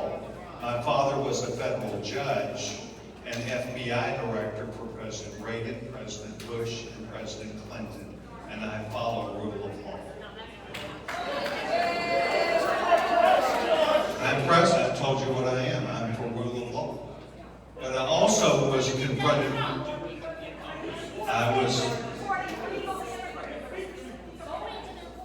I also answered the question where the gentleman asked me that question, and I told him that I believe that they are entitled to receive due process. But if they fail to show up to initiate that, they've excused themselves.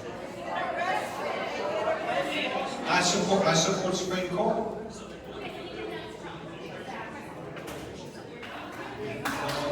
I don't know that the Supreme Court, which case is that? I don't know off the top of my head. I don't either.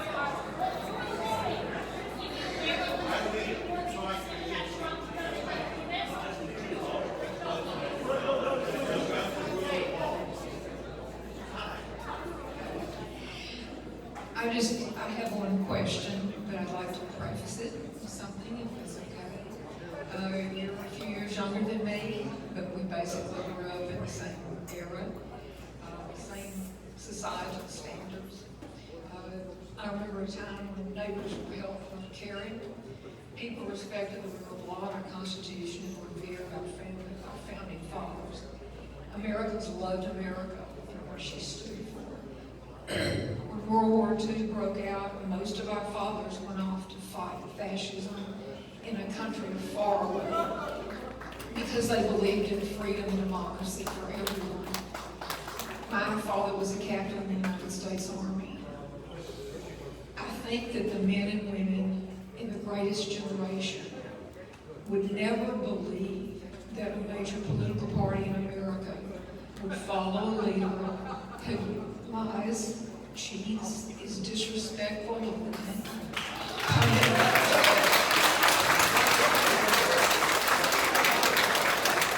punishes the poor, makes fun of handicapped people, courts enemies of the free world, believes that the treasure of federal land should be used for profit, invades our most private information, uses his position to enrich himself and his family,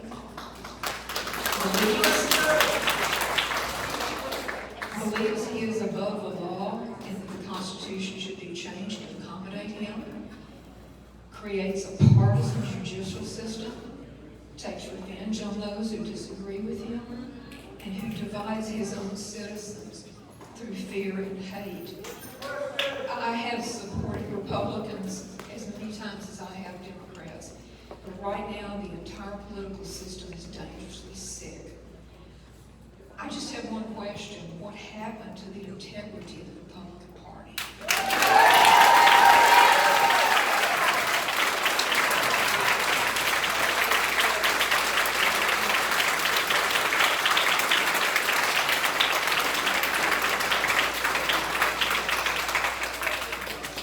It was Bill Clinton that lost his law license for lying to an FBI agent.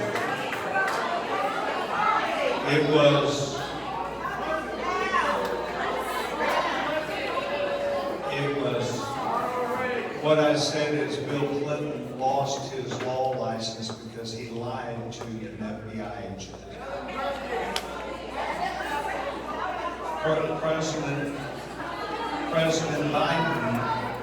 President Biden used his influence to make sure that they did not know about his son who used cocaine in the White House. So I do have some problems with this. Yes, ma'am, I do.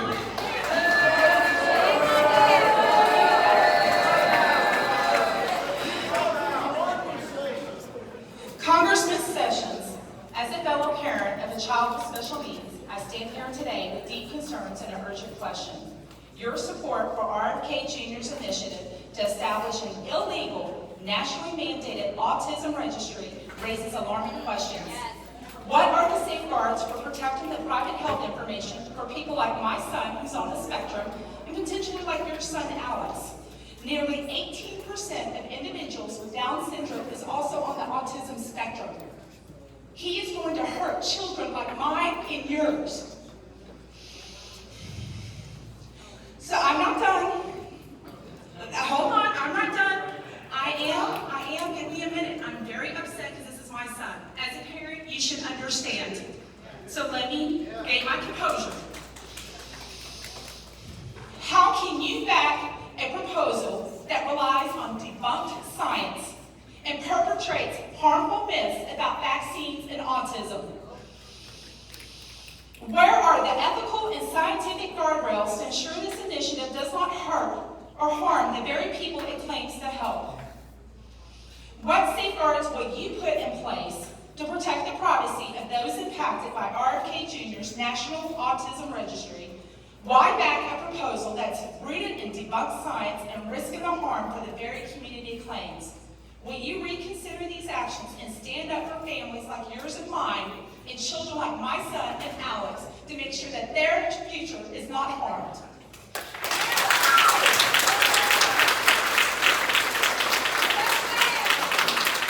I have no problem with that, but I don't know what you're talking about.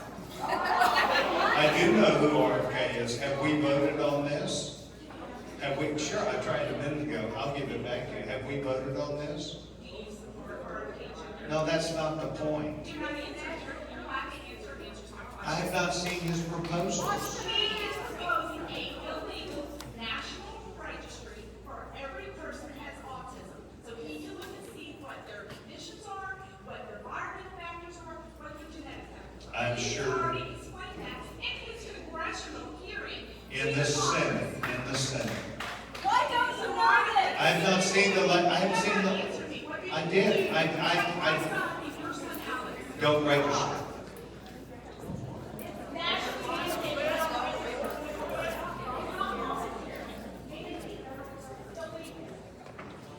As outlined in the Constitution, Article 4, Section 3 states that only Congress has the power to admit new states into the United States.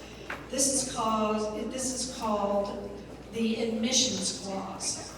Early in his second term, President Trump has mentioned numerous times that Canada should be our 51st state and that he wants to acquire Greenland. This is not in the purview of the President of the United States. If this does go to Congress, will you vote in favor of admitting Canada and Greenland into our country when they have vehemently stated that they do not want to be part of the United States of America? Or will you stand up to President Trump and say no to this ludicrous idea? I'm not in favor of the budget number. Thank you for taking our questions, and it is 8:20, so I think all of us here appreciate you being here and listening to us. I am from a military family. My husband served in West Point, my son with the Naval Academy, he's a Marine. And I and my family have grave, grave concerns about what Donald Trump is proposing for cuts to our military. It's been mentioned here, 83,000 jobs within the VA are going to be cut. Well, the VA, those who served in the military, yes, yes. Veterans, yes, yes, yes. Well, if you want to make a distinction, yes, yes. And with $45 million spent on the parade that occurred on Saturday, there seems to be a disconnect between how we're going to truly take care of our military and our veterans while saying that we're going to have cuts of 83,000 people within the VA.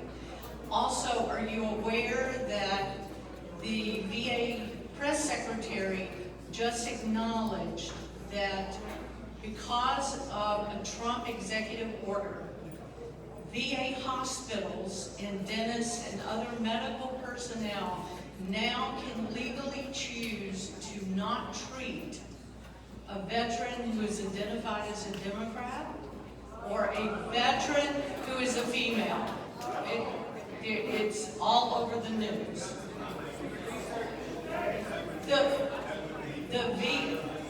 Well, I just encourage you to go look because the VA press secretary has acknowledged that that wording has been taken out of, yes. And I have one more.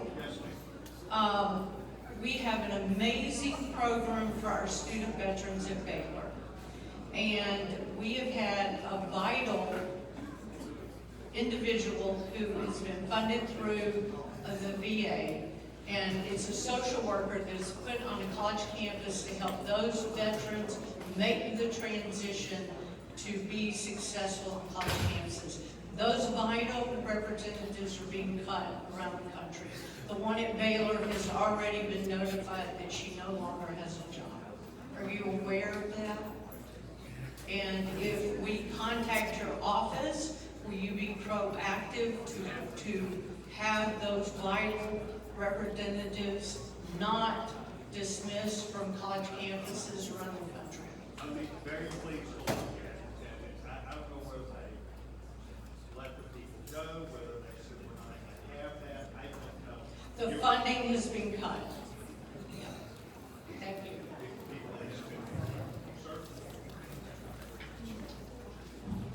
First of all, thank you for extending the time of the town hall. I really want to kind of get back into Waco and into McLennan County. So in Waco, the poverty rate is 24%. That is over double the national average. In McLennan County, it's 16%. How do you justify federal grant funding that has been cut that will help lift people out of poverty? And how are you going to either one, regulate rent, because housing prices are very high, or require the businesses and corporations here to provide a livable wage? Because one of those things has to give, because right now, our poverty rate is just keep going up. I don't want to use myself as an example, but I have seen examples where people took jobs and ended up doing things that they needed to do, whether they're at school, whether they are with their back against the wall. And I believe that there are lots of jobs at HEB, which is you can come in and get a job at HEB. They have great pay and full benefits. McDonald's offers full benefits. I didn't say that, you did. They get health care.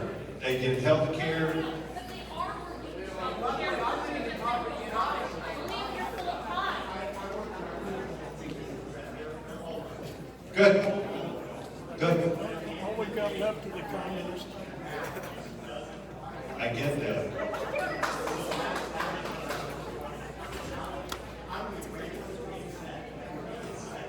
We are a free society. This is not socialist. Say that again if you want me to.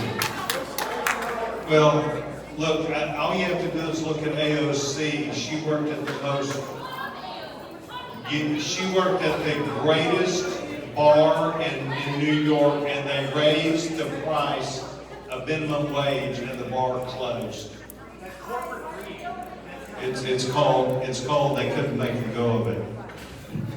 Well, I'd like to disagree with you there. I work in a bar in Waco, Texas, and I get paid above minimum wage. I get paid a fantastic wage, and our prices have stayed the same, even though they give me benefits, and they give me significantly below minimum wage plus tips. So it's not the minimum wage issue that can be raised. No, the businesses closing is not the minimum wage issue. People deserve to be paid more. Now, my question is about energy. So going back to a way earlier conversation. Right now, Texas loves gas. Hell, Hank Hill is the face of Texas, and he talks about propane. But that's going to run out eventually. How do we? Yes, there are multiple options, not just wind and solar. There's also nuclear. What are you doing to promote that? Because America has shied away from that since 3 Mile Island, even though it is one of the cleanest forms of energy. The state of Texas is taking on the nuclear power industry, and during George W. Bush, they did a small, medium, and large side that if you follow the plan exactly, the Nuclear Regulatory Commission will approve what you're doing. They now have models, and Greg Abbott is doing exactly that. Hi. Thank you for being last. Thank you for being here. My name is Cassie Burleson. I just retired from Mayoral University, and I have 2 things. One is that it's been brought up about the people who are showing up in the ways that are legal to plead their cases in court, who are immigrants, who have been trying to get legal status for years, and instead of hearing the case, judges are dismissing the case and people are being arrested. It has been on the news So I want to make sure you understand what I'm talking I about. did not know the deposition, how it turned out, but I did know that they were arresting people there.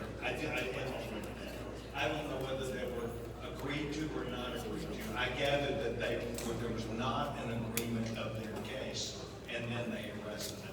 Well, yes, sir, I'd love to update you, and I'd come see you in your office to talk about it. Again, my name is Burleson. I'm from Baylor, and I'm really upset because I've seen the videos of a woman who was there with 3 children, and they arrested her and the 2 children and put them in the zip ties, and they said they didn't put the 4-year-old in zip ties. But to arrest people and not let them have their day in court, I think is un-American.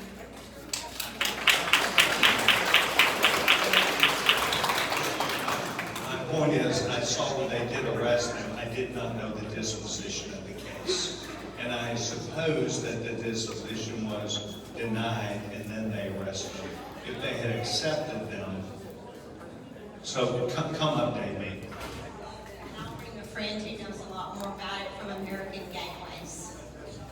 The other piece about this is that we have, are you familiar with Early Head Start and Head Start?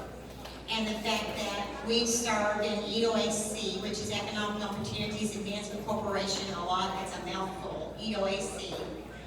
And then it's on the chopping block. And we have about 300 people who are employed locally with EOAC. And we have many, many people whose children are being cared for in this way. And we have a terrible problem in our area with affordable child care. In our schools, everywhere, that's a problem. Well, if you take away the programs that are helping with Early Head Start for babies, basically, and Head Start, then you're taking away a woman's ability to work because there's no room for those children to be safely placed without a safe place, and they can't work if they don't have child care. So I just want to bring EOAC to your attention and tell you that we have data and the programs are being cut, and we have job training, we have many success stories. I'll share a fact sheet with you on that too. This morning, as I was walking around the block, I ran into a woman who runs the school programs where the students come, and I learned about that. I look forward to it.